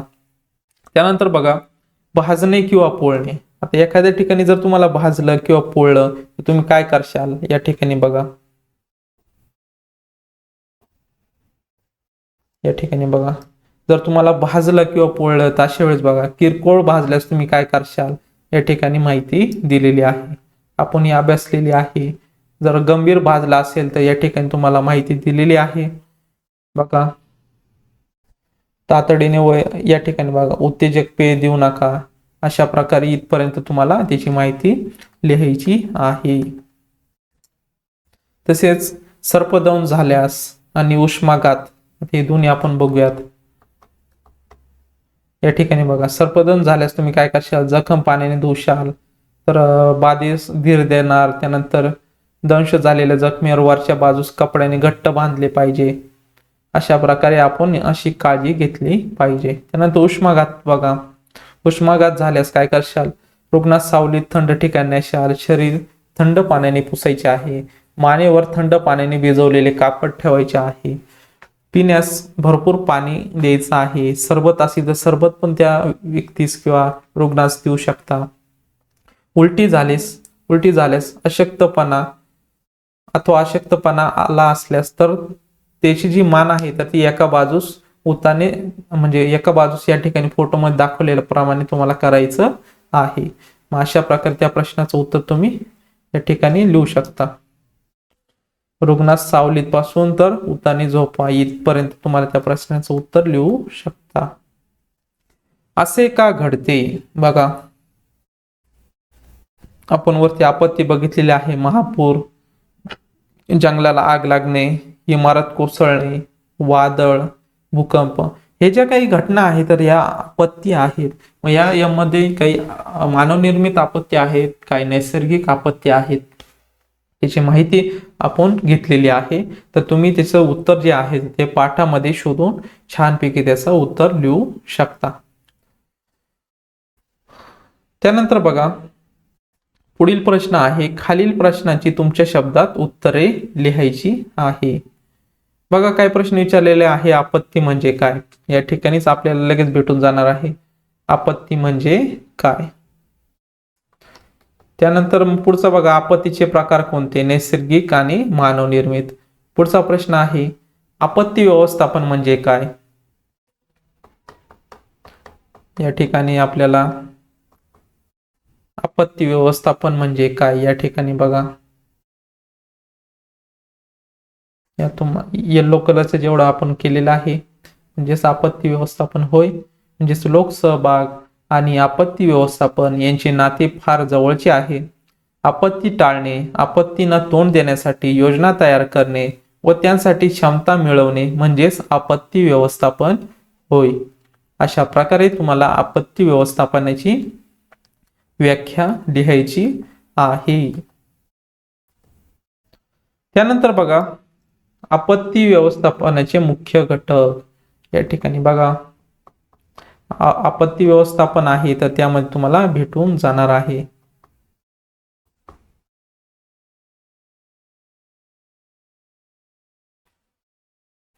आपत्ती व्यवस्थापनाचे तुम्ही यामध्ये तुम्हाला घटक शोधायचे आहे आणि ते घटक तुम्हाला लिहायची आहे. या ठिकाणी बघा वरती तुम्हाला या पाठामध्ये आपत्ती व्यवस्थापनाचे मुख्य घटक जे आहेत ते मुख्य घटक शोधायचे आहे आणि त्याचं उत्तर लिहायचं आहे. त्यानंतर बघा सर्पमित्र कसे काम करतात. जे सर्पमित्र आहेत ते सर्पमित्र काय करतात, त्यांना कोणते साप विषारी आहेत किंवा बिनविषारी आहेत त्यांना अभ्यास असतो. तसेच कशा प्रकारे तो साप जो आहे तर तो साप पकडला पाहिजे त्यासाठी त्यांच्याकडे काही जे वस्तू असतात की त्यांनी ते पकडत असतात. तर त्या वस्तू किंवा त्या वस्तूंचं ज्ञान त्यांना असतं. मग ते सापांना इजा न होता त्यांना व्यवस्थित पकडतात व सुरक्षित ठिकाणी त्यांच्या परिसरामध्ये सोडलं जातं. म्हणजे सर्पमित्र कसे काम करतात याचं उत्तर तुम्हाला लिहायचं आहे. त्यानंतर बघा प्रथमोपचार पेटीत कोणकोणते साहित्य असतात. बघा प्रथमोपचार तुम्ही पेटी बघितलेली असेल त्यामध्ये बघा मलम असतो, त्यानंतर बँडेज पट्टी असते, त्यानंतर बघा जे कोरडं बँडेज असतं बघा तर ते पण असतं त्यामध्ये, त्यानंतर चिकटपट्टी असते, तसेच कापूस असतो. असे विविध जे साहित्य आहेत, काही गोळ्या असतील ज्या प्रथमोपचारमध्ये तुम्ही घेऊ शकता. जखम झाल्यानंतर, चक्कर आल्यानंतर पॅरासिटामॉल सारख्या किंवा काही दुसऱ्या ज्या काही गोळ्या असतात तर त्या गोळ्या तुम्ही घेऊ शकतात. त्यामध्ये त्या प्रथमोपचार पेटीमध्ये अवेलेबल असतात. त्यानंतर बघा मानव निर्मित व निसर्ग निर्मित आपत्ती निवारण्यासाठी तुम्ही उपाय सुचवा. बघा या ठिकाणी मानव निर्मित किंवा निसर्ग निर्मित आपत्ती निवारण्यासाठी तुम्ही उपाय सुचवायचे आहे तुम्हाला. जर समजा आग आली तर तुम्ही उपाययोजना काय करशाल, तर ती आग कशा प्रकारे विझवली पाहिजे आपण या पाठात शिकलेलो आहोत तर त्याचं उत्तर लिहायचं आहे. इमारत जर कोसळली तर तुम्हाला सुरक्षित ठिकाणी जायचं आहे आणि त्यानंतर त्याच्यावर तुम्हाला जे काही उपाययोजना आठवतील तर त्या लिहायच्या आहे. अपघात झाला तर तुम्ही त्या व्यक्ती सुरक्षित ठिकाणी नेला पाहिजे. त्याची जखम जी आहे तर जखम व्यवस्थित स्वच्छ पाणी धुतली पाहिजे. त्यानंतर जसा अपघात असेल त्यानुसार त्याच्यावर प्रथमोपचार जे आहे तर ते प्रथमोपचार केले पाहिजे. त्यानंतर मग 102 नंबरला फोन करून तुम्ही रुग्णवाहिकेला फोन करू शकता. पूर आला तर पुराच्या वेळेस बघा उंच ठिकाणी गेलं पाहिजे. तसेच बघा जर वाहतं पाणी असेल तर त्या ठिकाणी शक्यतो जाणं टाळलं पाहिजे. मग असे काही जे उपाययोजना आहेत तर ते उपाययोजना लिहायच्या आहेत. त्यानंतर समजा युद्ध झालं तर युद्धाच्या वेळेस तुम्ही काय करशाल, समजा बॉम्बस्फोट झाला तर अशा वेळेस काय करशाल तुम्ही. मग हे काय ज्या उपाययोजना आहेत तर या उपाययोजना जे तुम्हाला माहीत असतील तर ते तुम्ही त्यामध्ये लिहू शकता. भूकंप झाला तर अशा वेळेस बघा रस्ता खचलेला असतो, रस्ता दुभांगत असतो, रेल्वेचे रुळ जे आहेत तर ते उखडून येत असतात. मग अशा वेळेस जो प्रवास आहे तर प्रवास तुम्ही टाळला पाहिजे आणि सुरक्षित ठिकाणी व्यवस्थित तुम्ही गेलं पाहिजे. परत रस्ता व्यवस्थित आहे का नाही याची पण जी बेसिक माहिती आहे ती बेसिक माहिती तुम्हाला किंवा इन्फॉर्मेशन जी आहे ती इन्फॉर्मेशन असली पाहिजे. महापूर आला तर महापुराच्या वेळेस काय करशाल, उंच ठिकाणी गेलं पाहिजे, व्यवस्थित ठिकाणी तुमचं व्यवस्थापन केलं पाहिजे जेणेकरून महापुरामुळे तुमचं नुकसान होणार नाही, जीवितहानी असेल, वित्तहानी होणार नाही याची तुम्ही काळजी घेऊ शकता. जर वादळ आले तर वादळाच्या वेळेस काय करशाल, त्यानंतर सुनामी आल्यास काय करशाल, त्यानंतर दुष्काळ जर आला तर दुष्काळाच्या वेळेस तुम्ही कशा प्रकारे सामोरं गेलं पाहिजे या पाठामध्ये आपण शिकलेलो आहोत. याची उत्तरं तुम्हाला नक्कीच येणार आहे. दरड कोसळली तर अशा वेळेस काय करशाल? डोंगराच्या ठिकाणी किंवा कड्या कपारीला तुम्ही थांबलं नाही पाहिजे. तसेच बघा, तुम्ही ज्या वाहनाने प्रवास करतात तो प्रवास जर डोंगराच्या ठिकाणी असेल तर तो टाळला पाहिजे. असे जे काही उपाययोजना आहेत त्या उपाययोजना केल्या पाहिजे. त्यानंतर बघा, आता स्वाध्याय बघितलेला आहे, आता काय बघणार आहोत? उपक्रम. उपक्रमामध्ये बघा, तुमच्या शाळेत आपत्ती व्यवस्थापनासंदर्भात करा याच्या उपाययोजनांची माहिती तयार करा. बघा, जर समजा आपत्ती व्यवस्थापन आलं तर अशा वेळेस उपाययोजना ज्या आहेत त्यांची माहिती तयार करायची आहे, जेणेकरून सगळ्यांना विद्यार्थ्यांना याचा फायदा होणार आहे. त्यानंतर दुसरा उपक्रम दिलेला आहे, आपत्ती व्यवस्थापनासंदर्भात संदर्भातील जी भीती आहे, पत्रके, भित्तीपत्रके असतील किंवा जाहिरात फलक तुम्हाला तयार करायचा आहे. जे आपत्ती व्यवस्थापना संदर्भात जे भित्तीपत्रक असतात बघा, तर ते तुम्हाला व्यवस्थित करायचे आहे. तसेच जाहिराती फलक तुम्हाला तयार करायचे आहे. हा छान असा दुसरा उपक्रम होऊ शकतो. त्यानंतर तिसरा उपक्रम बघा, संकटाच्या वेळी मदतीस येणारे समाजातील घटक कोणते? बघा, जेव्हा संकट येत असतं तर अशा वेळेस समाजातील काही घटक जे आहेत ते घटक मदत करत असतं. मग हे कोणकोणते आहेत त्यांची माहिती मिळवा. त्यांचे फोन नंबर तसेच पत्ता जो आहे तर तो पत्ता तुमच्याकडे असला पाहिजे, इत्यादी जे आहे तर या गोष्टी तुम्हाला त्यांची माहिती जी आहे ती माहिती मिळवली पाहिजे. त्यानंतर जे हेल्पलाईन नंबर असतील, पोलिसांचा हेल्पलाईन नंबर, रुग्णवाहिकेचा, अग्निशामक दलाचा, तसेच आपत्कालीन जे कार्यालय आहे त्यांचा पण नंबर तुमच्याकडं असला पाहिजे, पत्ते असले पाहिजे. मग अशा प्रकारे छान असे तुम्ही 3 उपक्रम करू शकता, जेणेकरून इतर विद्यार्थ्यांना सुद्धा याचा फायदा होणार आहे. त्यामधून खूप सारी माहिती जी आहे तर ती माहिती तुम्ही दुसऱ्या विद्यार्थ्यांना किंवा आपल्या मित्रमैत्रिणींना सांगू शकता. अशा प्रकारे आपत्ती व्यवस्थापन हा जो पाठ आहे तर या पाठाचा आपण संपूर्ण अभ्यास या लेक्चरच्या माध्यमातून बघितलेला आहे. घटक, उपघटक, त्यानंतर इतर ज्या माहिती असतात त्या माहितींचा अभ्यास, तसेच उपाययोजना, तसेच स्वाध्याय बघितलेला आहे, प्रश्नांची उत्तरं बघितली. तसेच बघा, काही उपक्रम दिलेले आहेत तर त्या उपक्रमांचा सुद्धा आपण अभ्यास किंवा माहिती जी आहे तर ती माहिती बघितलेली आहे. अशा प्रकारे आज आपण इयत्ता 6वी मधील जो सामान्य विज्ञान हा विषय आहे तर या विषयामधील आपत्ती व्यवस्थापन हा जो पाठ आहे तर या पाठाचा संपूर्ण अभ्यास आपण या लेक्चरच्या माध्यमातून बघितलेला आहे. जर विद्यार्थी मित्रांनो काही तुम्हाला प्रश्न असतील किंवा काही अडचणी आल्या या पाठासंबंधी तर नक्कीच मला कमेंट बॉक्समध्ये तुम्ही विचारू शकता.